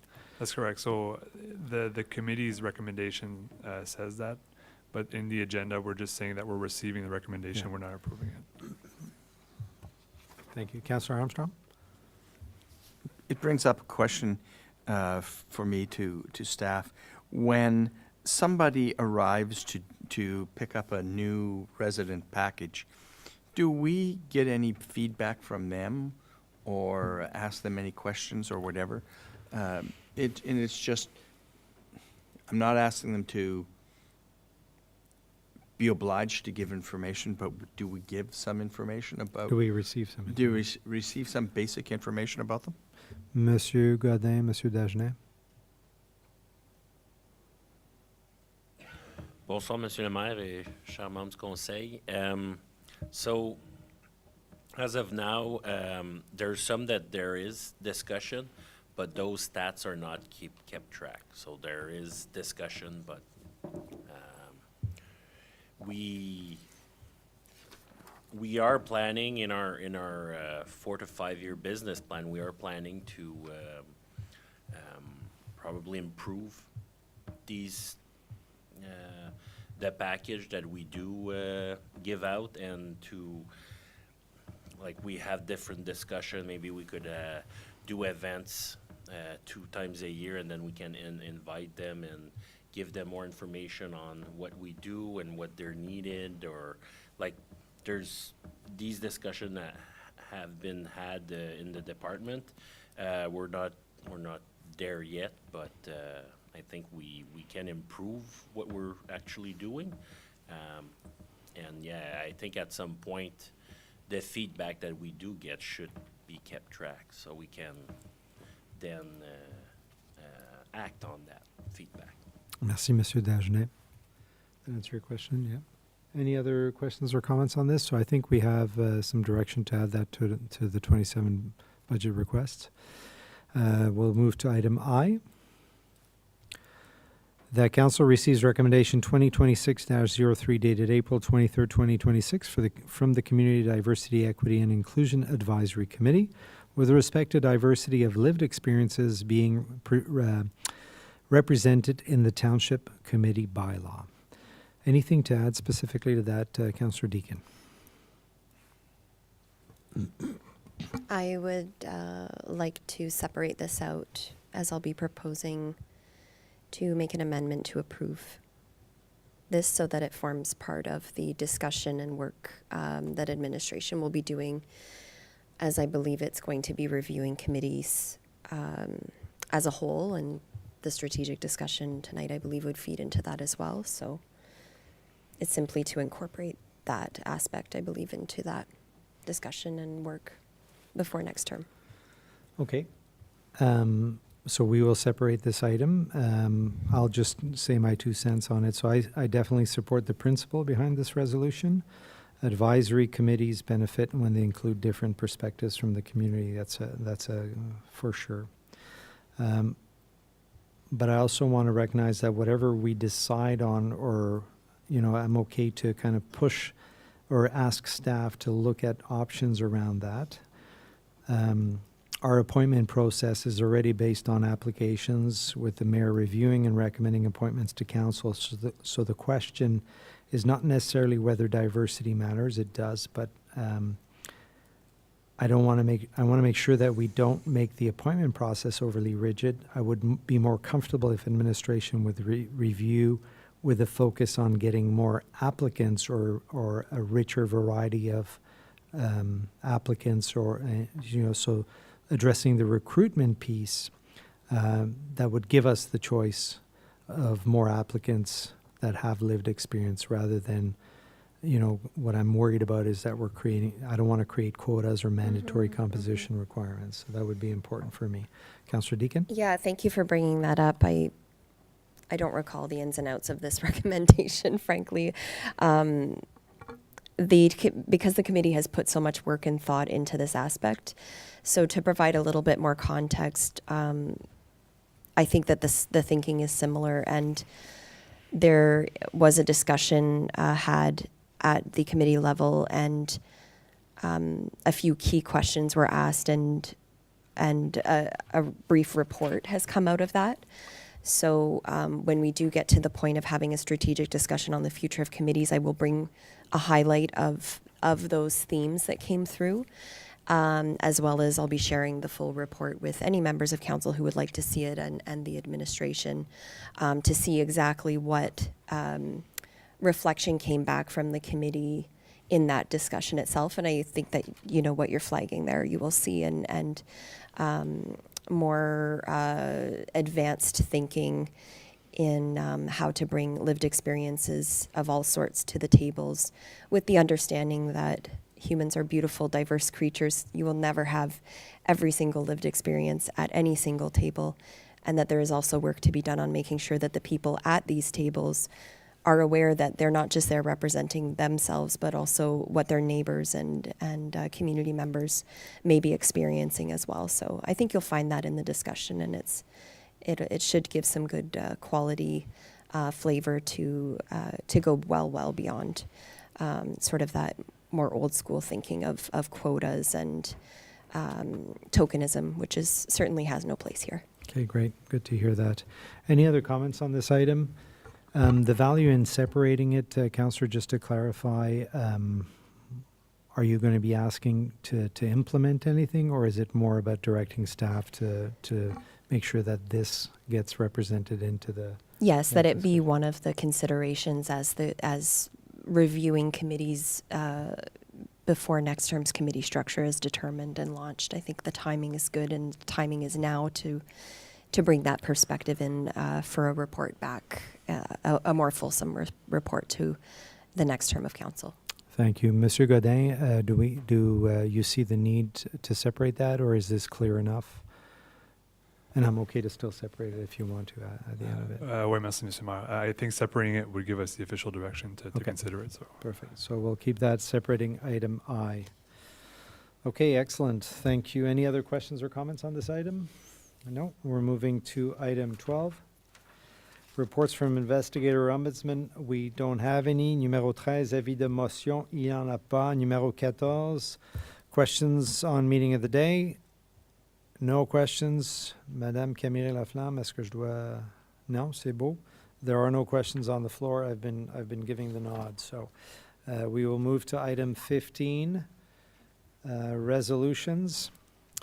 All right, so motion that council approve all recommendations listed on the agenda under item 11, reports from departments and council committees. So I need a mover seconder to put this on the table. Moved by Councillor Deacon, seconded by Councillor Armstrong. It is on the table, and we are asking to remove items G and I. G-I. C'est beau. So we have an amendment to remove items G and I. This is moved by Councillor Deacon, seconded by Councillor Lalonde. Call for the vote to remove those two items. All in favor, and passed. So I'll call for a vote for all items listed under items 11 as amended. All in favor, and passed. Thank you very much. Moving to item G.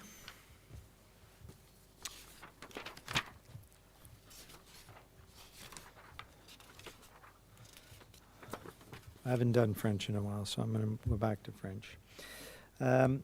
Alors, que le Conseil reçoive le rapport CAO 2026-03 daté du 11 mai et approuve le règlement proposé visant à attribuer un contrat et autoriser la conclusion d'une entente avec 2B Developments Consultant and Associates pour l'élaboration d'un plan directeur déterminant l'utilisation future des installations récréatives excédentaires au montant de 253 080 $ plus la TVH, et que le Conseil approuve une augmentation du budget de 75 000 à 270 000 et que le directeur général autorise à signer l'entente.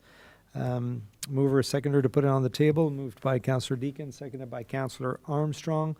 I believe there was a request to defer this item. Did I read that right? Yes, okay. So call for a vote to defer this item. Madame Camille-Laflamme, comme ça, oui? Oui. Yeah, same mover, seconder to defer the item. All in favor to defer this item? And Monsieur Godin, everything okay in terms of follow-up on this? Okay, so the item has been deferred. Everyone all in favor. Oui, c'est beau. C'est beau. On s'en va à l'item I. I'll go back to English on this one. The Council receives recommendation 2026-03 dated April 23rd, 2026 from the Community Diversity and Equity and Inclusion Advisory Committee with respect to diversity of lived experience being presented in the Township Committee bylaw. And this is moved by Councillor Deacon, seconded by Councillor Lalonde. It is on the table. Questions, comments, or amendments? Councillor Deacon. I would propose an amendment to the recommendation so that it reads that Council receive and approve recommendation 2026-03 dated April 23, 2026. So receive and approve? Yes. Thank you, Councillor. Do I have a seconder on this proposed amendment? Councillor Lalonde seconds it. Call for the vote on the amendment. All in favor? And passed. Thank you. And call for the vote on the amended recommendation. All in favor? And passed. C'est beau, Madame Camille? On a tout ce que vous avez besoin? Génial. We're moving to item 16, bylaws. Motion that council, is there anything here I need to remove? No? Master plan, future. Yes. C'est l'item.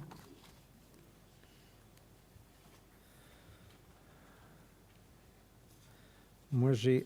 c'est OK, pardon. C'est lequel? 53? OK. Motion that council approves bylaws 2026-47 to 2026-52, inclusively for first, second, and third reading as listed on the agenda. And so moved by Councillor Deacon, seconded by Councillor Armstrong. Call for the vote. All in favor? And passed. C'est beau, Madame Camille-Laflamme? Je peux continuer? Oui. J'aime ça vérifier. On s'en va à l'item 17, new business or reports. We have none. Item 18, Other business, business presented by council members. I have Councillor Deacon, 18A, yard waste pickup and drop-off. Councillor Deacon, the floor is yours. Thank you. I've received some questions about yard waste pickup and drop-off. I think it's that time of season when a lot of residents are tidying up their gardens, clearing out brush. And I'd just like an update on what options are available to residents currently for yard waste pickup or yard waste drop-off in our vicinity here. Je sais que vous êtes prêt à répondre, but I'll answer first. So I had to do that this weekend. I live in the countryside, so you know where I put it. So I could tell you, and Monsieur Bourgon, please correct me if I'm missing anything, but the options right now are to put it in your green bin, which is awesome. Mhm. And so weekly you can get rid of a lot of it through the green bin, and then you can bring it to the transfer station on Saturdays between 8 and 12 a.m. for free. And outside of that time, unfortunately, you do have to pay the standard fees at the transfer station. Monsieur Bourgon, did I miss anything?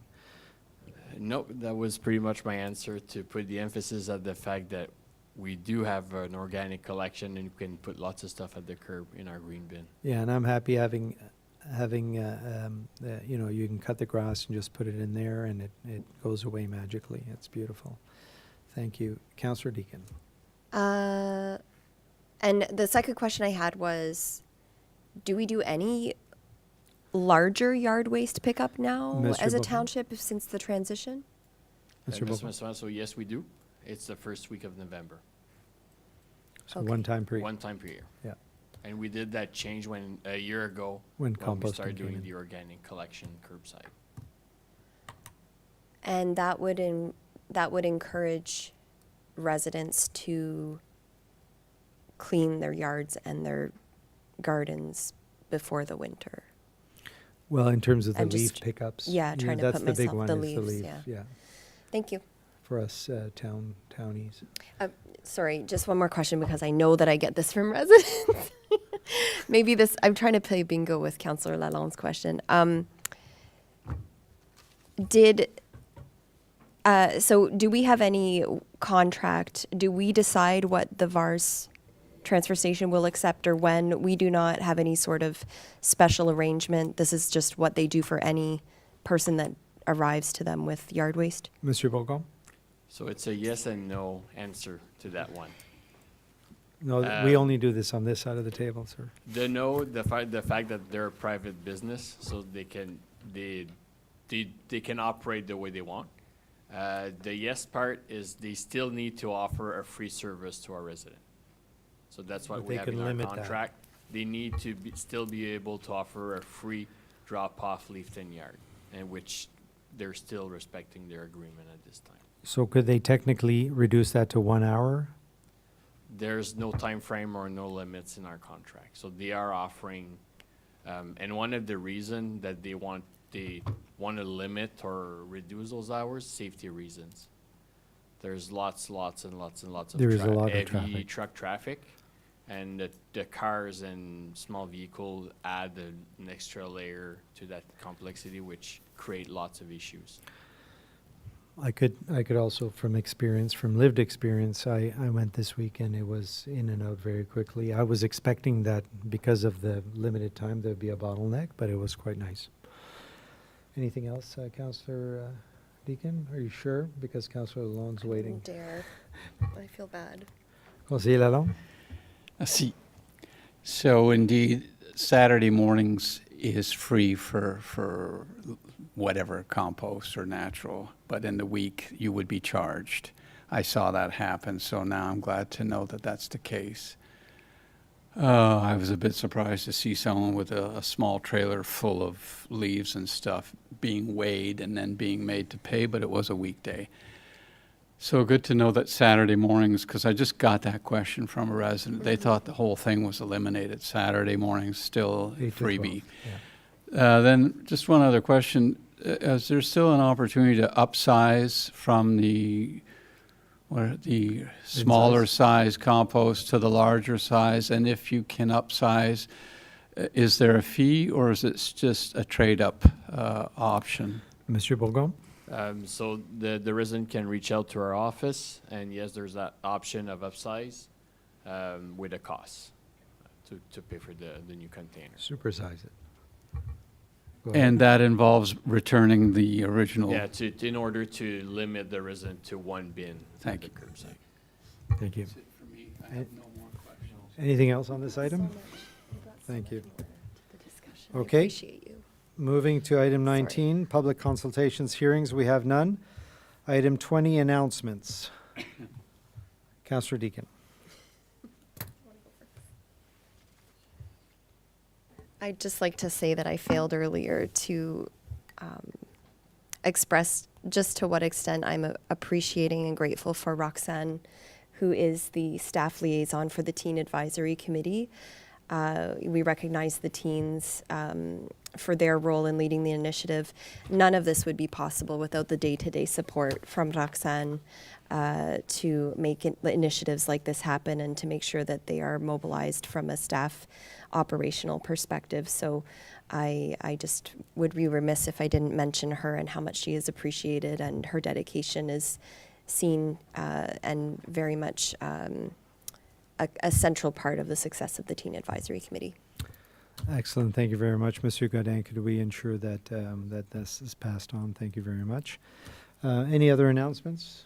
So this past Sunday was Poutmaster, and so I would just like to publicly thank members of the Kin Club for yet another very successful year of this fishing derby that brings people from outside our municipality. Throughout the weekend, you could see people camping, staying out at night, and even some of our own people were out there fishing with bamboo sticks and whatnot. And so it was a fantastic event, as it usually is. We were able to be there for the prizes.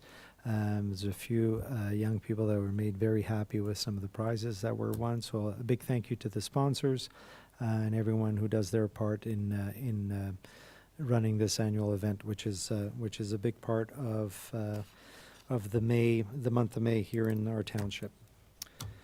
Any other last minute announcements? No.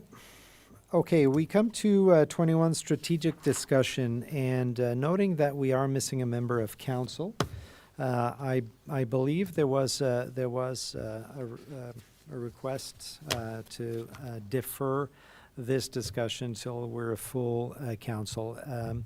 Any issues with that, Monsieur Godin, in terms of timing or anything like that?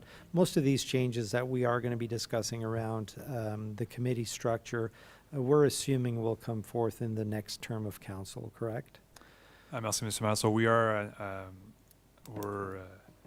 planning on bringing a report to council with the findings of that discussion, as well as from staff's internal discussions and recommendations in the fall. So there's no issues with deferring this to the next meeting. And in terms of upcoming items, being able to defer this by just 2 weeks and adding it to next week's, is that an issue at all? Do you see any issues? No problem. Okay, so there was a request to defer it, and I know, Councillor Lalonde, you have a lot of research and time put into this particular discussion. Any issue on your end? No. So the idea is to defer it to the next meeting of Yeah. council? That's fine. You're Thank okay you. with that? Councillor Armstrong, considering you're on the other committee, chairing the other committee? It just means I'm going to have to reread Councillor Lalonde's documents that he sent me so that I can remember them again by the time we come back. No, that's fine. Okay, I think we generally have a consensus to defer. Do you need a vote? Yeah, so all in favor of deferring? Oh, sorry, moved by Councillor Deacon, seconded by Conseiller Lalonde. All in favor to defer the item, and passed. Thank you. Okay, and on that note, we move to item 22, closed session. So pursuant to section 239(2), 3, and 3.1 of the Municipal Act 2001, SO 2001, Chapter 2025, motion to move into closed meeting at the hour of 9:21 p.m. to address matters pertaining to Section 239 of the Municipal Act 2001, SO 2001, Chapter 25, to consider matters relating to 1, sale of land in the 417 Industrial Park, report CS 2026-06, and that's S2C, a proposed pending acquisition or disposition of land by the municipality or local board. 2, land exchange in Embrun, report CS 2026-08, and that is S2C, proposed or pending acquisition or disposition of land by the municipality or local board, and S2K, a position, plan, procedure, criteria, or instruction to be applied to any negotiation carried on or to be carried on by or on behalf of the municipality or local board. 3, land purchase Route 300 and St. Pierre, report CS 2026-09, S2C, a proposed pending acquisition or disposition of land by the municipality or local board, and S2K, a position, plan, procedure, criteria, or instruction to be applied to any negotiation carried on or to be carried on by or on behalf of the municipality or local board. 4, notice of application signed bylaw, report CS 2026-10, S2E, litigation or potential litigation including matters before administrative tribunals affecting the municipality or local board, and S2F, advice that is subject to solicitor-client privilege, including communication necessary for that purpose, and 5, closed session meeting minutes of the regular council meeting dated March 9th, 2026. So be moved by Councillor Lalonde, seconded by Councillor Deakin. All in favor to go into closed? And pass. We are now in closed session. Let's take a 5-minute breather.